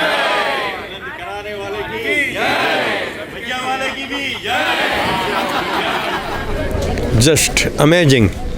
ખરેખર આજની સવાર જાણે એક આ ગુલાબી ઠંડીની સવાર એકદમ જાણે સવાર જ અલગ જ થઈ ગઈ અને આખી મનની સ્થિતિ, આજે જીવનમાં એક જીવવાનો એક અભિગમ જે બદલવાનો એક જે માર્ગ મળ્યો. મૌલિનભાઈ, થેન્ક યુ વેરી મચ. ખૂબ સરસ આપનું અનંત યાત્રા માટેનું અને વાણી વર્તન અને વ્યવહાર માટેની જે આપની જે વિચારસરણી હતી, થિંકિંગ, તે તમે જે શેર કર્યા એ અદ્ભુત હતા. Wonderful, just amazing. Thank you very much. મૌલિનભાઈનું આ બીજું સેશન મેં જોયું છે અને ફર્સ્ટ સેશનમાં પણ અમને ખૂબ જ મજા આવી હતી, એટલે આ વખતે ફરીથી આવ્યા અને એમની જે નિસ્વાર્થપણાની જે ભાવના છે એ ખૂબ જ ગમે છે, એટલે મને આ સેશનમાં ફરી આવવું ગમ્યું. Thank you very much. ખરેખર મૌલિનભાઈ પંડ્યાની જે અદ્ભુત વાણી હતી તે અવર્ણનીય હતી કે જેનું શબ્દોમાં હું વર્ણન કરી શકું તેમ જ નથી. અમને પહેલી ફર્સ્ટ વાર આવ્યા હતા, આજે સેકન્ડ વાર આવ્યા છીએ, ખૂબ જ મજા આવી. Thank you very much. जय श्री कृष्णा सभी को. मैं स्वाति, इंडी गेम्स की फाउंडर. आज के युग में सारे लोग जो भौतिक चीज़ों के पीछे भाग रहे हैं, इतनी सारी तकलीफ़ें लाइफ में सबको सहन कर रहे हैं, उस बीच में एक जागरूकता मौलिन सर कराते हैं जिसमें इंसान को किस तरह से जीना है और पूरी तरह से जीना है, खुश रह के जीना है और एक अच्छे कार्य में अपने आप को लगाना है. ये बहुत ही अच्छा कार्य मौलिन सर कर रहे हैं और मैं चाहती हूँ कि ज़्यादा से ज़्यादा लोग इससे जुड़ें. धन्यवाद. આજનું પ્રોગ્રામ અનંત યાત્રા મેં દેખ્યો, બહુ સરસ લાગ્યું. મૌલિન સર પંડ્યાજી જે બહુ સરસ બોલ્યા શ્રીમદ ભાગવત ગીતા ઉપર, કૃષ્ણ ઉપર. કૃષ્ણએ શું બોધપાઠ આપ્યો હતો અર્જુનને મહાભારત વખતે, તેની પણ બહુ સરસ સમજ આપી અને જ્ઞાન સાથે ગમ્મત આપી. એમણે બધાને હસાવ્યા પણ ખરા અને બધા પિન ડ્રોપ સાયલન્ટલી આખું સેશન બહુ સરસ રીતે સાંભળ્યું. અને હું પણ આજે ફર્સ્ટ ટાઈમ આવ્યો હતો, એટલે આવો પ્રોગ્રામ મેં જીવનમાં પહેલી વખત માણ્યો છે અને હવે નેક્સ્ટ પ્રોગ્રામ દરેક પ્રોગ્રામમાં હું હાજર રહીશ એવી મારી ગેરંટી છે. તેમજ હું મારી સાથે બીજા 2 થી 5 જણાને સાથે લઈને આવીશ, એની પણ ગેરંટી છે. બહુ સરસ પ્રોગ્રામ. ધન્યવાદ. Good morning. Today we had a wonderful session here. Actually, we came to know about sir from our principal sir, AESHE High School, Nirav Thakkar sir. Yesterday we had a session of sir at our school. Our school students enjoyed so much, and sir had invited us today in this open session, and we look forward to attend many more such sessions in future. Thank you so much, and we are very grateful to attend this. Thank you once again. Okay, so આ મારો first experience હતો. મેં first time આવું કંઈક motivational programme attend કર્યો હશે, and I literally loved it. મતલબ like આપણે કહી શકીએ કે મારું બ્રેન વોશ મતલબ ઇન અ પોઝિટિવ વે થયું છે. આઈ એમ અ કાઇન્ડ ઓફ પર્સન કે મારું છે ને મન ક્યારે પણ શાંત નથી રહેતું, અને આજે સરને સાંભળીને મને એવું થાય છે કે મને આમ એટલું શાંત થઈ ગયું છે મન, એટલું મતલબ મારામાં હવે એવું થાય છે કે હું ફોકસ કરી શકીશ મારા સ્ટડીઝ પર અને કોન્સન્ટ્રેટ કરી શકીશ ફૂલ્લી. અને મને સિરિયસલી બહુ જ ગમ્યું છે, અને હું હવેથી નેક્સ્ટ સેશન્સ જ્યારે પણ હશે હું ઓલવેઝ ટ્રાય કરીશ કે હું આવું. આટલી સવારમાં હું કાઇન્ડ ઓફ લેઝી પર્સન છું, બટ હું સ્પેશિયલી સરના આ પ્રોગ્રામ માટે સવારે વહેલા ઉઠીને આવી છું. I was late but still હું આવી. મેં કીધું મારે જવું જ છે, મારે અટેન્ડ કરવું જ છે સરનું. ભગવદ્ ગીતા વિશે હતું, સો that's why I loved it seriously. મને સે સમથિંગ. એકચ્યુઅલીમાં મને ભગવદ્ ગીતા મતલબ જ્યારથી કૃષ્ણ ભગવાન છે મને બહુ જ ગમે છે કે ભગવદ્ ગીતામાં જે પણ કંઈ છે ને આપણી લાઈફ વિશે આખો આમ કહીએ ને કે આપણી લાઈફનું અંદર બધી જ ડિટેલ્સ આવી જાય છે કે કોઈ બી પરિસ્થિતિ હોય, સુખ કે દુઃખ. તો મને છે ને કોઈ બી ભગવદ્ ગીતાના સેશન હોય ને તો એમાં બહુ જ ગમે છે કે આપણા લાઈફમાં કંઈક ઇમ્પ્રુવમેન્ટ આવશે આપણે આવા કંઈક સેશનમાં જઈશું ને તો. અને અત્યારે હાર્દિક સરના થ્રુ અમને ખબર પડી કે ભગવદ્ ગીતાનું કોઈ સેશન છે, તો અમને આ સરને સાંભળીને બહુ જ આમ માઇન્ડ આમ એકદમ પ્રફુલ્લિત થઈ ગયું, કહીએ ને એવું થઈ ગયું, અને બહુ જ આમ ખુશી થઈ કે ના બહુ જ આમ કહીએ ને કે લાઈફમાં થોડું કંઈક ચેન્જ આવશે આપણી લાઈફમાં આનાથી. Monu I like this session because I like the Bhagavad Gita and I like Mahabharat, and my favorite character is Arjun from the Mahabharat. मुझे आज का सेशन अटेंड करके बहुत अच्छा लगा. बहुत ओवरवेलमिंग था. कल हमारे स्कूल में आए थे मौलिन सर, उन्होंने स्कूल के बच्चों के साथ सेशन दिया था. आज का सेशन बहुत ही ज़्यादा ओवरवेलमिंग था. कल भी मेरी आंखों में आंसू आ गए थे और आज भी मेरी आंखों में आंसू आ गए थे. और इनका जो कॉन्सेप्ट है वो बहुत ही अद्भुत है, अविश्वसनीय है. अनंत यात्रा जो हमें हमारे अंदर ही करनी होती है. महाभारत गीता के पाठों के द्वारा एक आंतरिक यात्रा जो हर इंसान को करनी होती है वो इसमें हमें मिलती है, वो अनुभूति हमें मिलती है. तो ये एक ऐसा मंच है, एक ऐसा कार्यक्रम है जिसमें सभी को सम्मिलित होना चाहिए. Thank you so much. धन्यवाद. અનંત યાત્રા એક એવો કાર્યક્રમ છે જે મૌલિનભાઈ લઈને આવ્યા છે. આજના દરેક પેઢીના લોકોને એક સમજવાની અને એક જાણવાની એક બહુ જ સરસ રસપ્રદ રીતે કાર્યક્રમ લઈને આવ્યા છે જે દરેક પેઢીને ખૂબ અંદરથી સમજાવી શકે અને બહુ જ લોજિકલ બાળકોને બી સમજાવી શકે એ રીતે તત્વજ્ઞાન આખું પૂરું પાડે છે આ કાર્યક્રમ. એટલે કોઈ જ માસ્ટર જે હોય આ કાર્યક્રમના એ પણ એક બહુ જ ખુશ થઈ શકે કે આટલા વિચારોને આટલી સરળ ભાષામાં સમજાવી શકે એવા પ્રયત્નો સાથે મૌલિનભાઈએ આજે કાર્યક્રમ શરૂ કર્યો છે. તો એ દરેક પેઢીને હું વિનંતી કરીશ કે દરેક પેઢી આ કાર્યક્રમમાં ભાગ લે. શનિ રવિ આ 2 કાર્યક્રમો યોજવા જઈ રહ્યા છે. તો આ દરેક પ્રોગ્રામમાં આપ જેટલા પણ શક્ય બને એટલા કોઈ પણ પેઢીના લોકોને આપ સાથે લઈને આવી શકો છો અને આ અનંત યાત્રાને માણી શકો છો. આપણા જે વાણી વર્તન અને વ્યવહાર થકી આપણા જે સંબંધો કેળવાઈ રહ્યા છે, જળવાઈ રહ્યા છે, એને વધુ સારી રીતે જળવાય એવા પ્રયત્નો થઈ રહ્યા છે આવા કાર્યક્રમો દ્વારા. તો મૌલિનભાઈને હું અહીંયાથી અભિનંદન પાઠવું છું અને સાથે ઓલ ધ બેસ્ટ કહું છું કે આવા સરસ સરસ કાર્યક્રમો કરતા રહો અને સમાજને આવી સરસ અનંત યાત્રાને સારું આપતા રહો. Thank you. Good morning. જ્યારે અહીંયા આવવાનું હતું ત્યારે એવું લાગ્યું કે સવારના આટલું વહેલું જઈને જવાનું, એ બી રવિવારે. બધા માટે આ પ્રોબ્લેમ હશે જ, પણ અહીંયા આવ્યા પછી એવું લાગ્યું કે પહેલાં એપિસોડમાં બી આવવા જેવું હતું જે અમે મિસ કર્યું. જે રીતના મૌલિન સરનું પ્રેઝન્ટેશન છે, જે રીતના ટૉપિકને ટચ કરે છે અને જે રીતના આપણા રોજિંદા વ્યવહાર અને રોજિંદા વર્તનની સાથે જે રીતના એ કોરિલેટ કરે છે, હેડ્સ ઓફ. અને સાથે સમાજના કલ્યાણ માટે આપણા સૌ કરી શકે એવું ખાલી પોકળ વાતો નહીં પણ પ્રેક્ટિકલ એક્ઝામ્પલ સાથે જે રીતના સમજાવે છે, મને લાગે છે કે હવે પછીના દરેક પ્રોગ્રામ સવારે આના કરતાં વધારે વહેલા હોય તો પણ ઉઠીને એટેન્ડ કરવાનું મન થાય એવું સરસ, ખૂબ વ્યવસ્થિત અને બધાને એક રીતના પોતાની રાતે સાંકળી શકે, પોતાની સાથે સાંકળીને અને ખૂબ મજા આવે એ રીતનો આ પ્રોગ્રામ છે. હું ચોક્કસ વિનંતી કરીશ કે જો હજી સુધી શરૂ ન કર્યું હોય તો આવો અને આ અનંત યાત્રામાં જોડાઓ. Thank you. I am Nandini Gupta and I am Shah खुशी फ्रॉम AGI स्कूल. हमारे स्कूल में कल ऐसा सेशन अटेंड किया था हमने और हमें बहुत अच्छा लगा, तो that's why we came here today to like defeating our lazy mind. We came here and it felt amazing. It feels so good defeating your lazy mind and you know like एक consciousness को जगाना change होने के लिए, and it feels good to change yourself. So me and my friends, I'll try to bring as much people as possible here to attend these sessions more so that we can be the change to the society. जय श्री कृष्णा. वर्तमान में सभी कथाकार हैं जितने भी हैं भगवान श्री कृष्ण की बाल लीलाएं करते हैं, माखन लीलाएं करते हैं और सब बिल्कुल जो सही मुद्दा है उससे सब मन भटकाते हैं. हम चाहते हैं कि कथाकारों को श्री कृष्ण और अर्जुन का संवाद बताना चाहिए.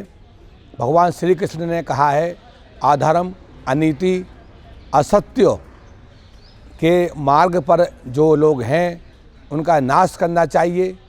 और भगवान श्री कृष्ण ने कहा अर्जुन को, अर्जुन तुम नपुंसक हो, तुम हिजड़े हो, तुम कायर हो, तुमको ये जो अधर्म में खड़े हैं कौरव, अनीति में खड़े हैं, असत्य में खड़े हैं, उठाओ अपना गांडीव और इन सब का नाश करो, इनका विध्वंस करो. तो यही सबको संदेश पूरे विश्व में जाना चाहिए कि अनीति, अधर्म, असत्य और अन्याय के खिलाफ धनुष उठना चाहिए. उनको कोई ज़रूरत नहीं समझाने की. जय श्री कृष्णा. जय श्री कृष्ण. मौलिन को मैं पिछले 14 साल से जानता हूँ, वो मेरा स्टूडेंट रह चुका है और ये इवेंट जो है वो इसके बारे में है कि हमने हमारे जो लिटरेचर है, रामायण, महाभारत, भगवत गीता, इसको रिलीजियस के साथ जोड़ के हमने यूथ से उसको दूर करते जा रहे हैं. लेकिन मौलिन एक मीडिएटर बना है जो इसको हमारे यूथ के साथ कनेक्ट करके ऐसे तरीके से इसको एक्सप्लेन कर रहा है ताकि वो यूथ के साथ कनेक्ट कर सके और हम इससे पूरा बेनिफिट उठा सके. तो मैं गुजारिश करूंगा कि जितने भी लोग को इस इवेंट के बारे में पता है या कहीं से भी पता चलता है, please join us, please come together so that we can understand the meanings of Ramayana, Mahabharata or Srimad Bhagavad Gita. This literature is not only about religious, it's not only about the old age, it's for everyone. Thank you. નમસ્કાર, જય શ્રી કૃષ્ણ. મૌલિન સરનો આજનો જે વિષય હતો તે હતો વાણી, વર્તન અને વ્યવહાર.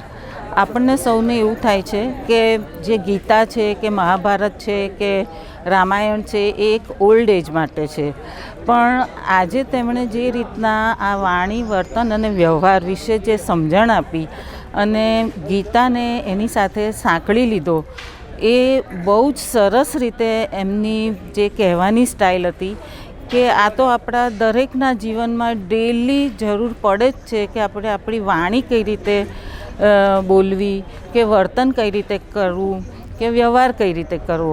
અને એમણે જે સ્ટાઇલથી સમજણ આપી એ ઉપરથી આપણને એમ થાય કે ના, ગીતા તો જીવનમાં ઉતારવી જ જોઈએ. અને એમના માટે એમનો ખૂબ ખૂબ આભાર કે તેઓ આપણને આ સમજણ અને સોચ સરસ રીતે આપણા સૌમાં પ્રસરિત કરે છે. Thank you so much. जय श्री कृष्ण, जय श्री राम. यहाँ पे हम आज का सेशन था मौलिन सर पांड्या का, तो इसमें सबको एक बहुत एक मोटिवेशनल सबके लिए है, तो सबको आना चाहिए। सर का एक बहुत सही मतलब एक था कि 1+1, आप अगर 2 जने आ रहे हैं तो नेक्स्ट सेशन में आप 3-4 जन को लेके आओ, तो एक ये बहुत ही अच्छा है। आपको इससे बहुत कुछ आपके लाइफ में लाइफ चेंजेस, ये एक स्पीच है सर का, तो सबको आना चाहिए और सबके लिए बहुत हेल्पफुल है ये चीज़। तो लाइफ में आप कहीं पे अटक रहे या कुछ प्रॉब्लम है तो काफ़ी कुछ इसमें किसी को कुछ डिफ़िकल्टीज आ रही है तो बहुत कुछ है इसमें चेंज करने जैसा लाइफ में। Thank you. बहुत मजा आई sir. It's a really wonderful session and I will come back here to listen this session. Thank you. આજનું જે આ કાર્યક્રમ હતું अतीव सुन्दरं, विशेषतया बालकानां कृते युवकानां कृते उत्साहवर्धकः अस्ति। कारणं किमस्ति, युवकाः कस्यापि साधोः समीपं न गच्छन्ति प्रायः, परन्तु एतादृशः कार्यक्रमः भवति तदा सर्वेपि बालकाः युवकाः आगच्छन्ति। तेषां कृते मनोरञ्जकमपि अस्ति, आकर्षकमपि अस्ति, तेषां मनः एतद् विषयं ग्रहीतुं तत्परः भवति इति उत्तमः कार्यक्रमः, सङ्गीतमयः, शोभनं। धन्यवादाः।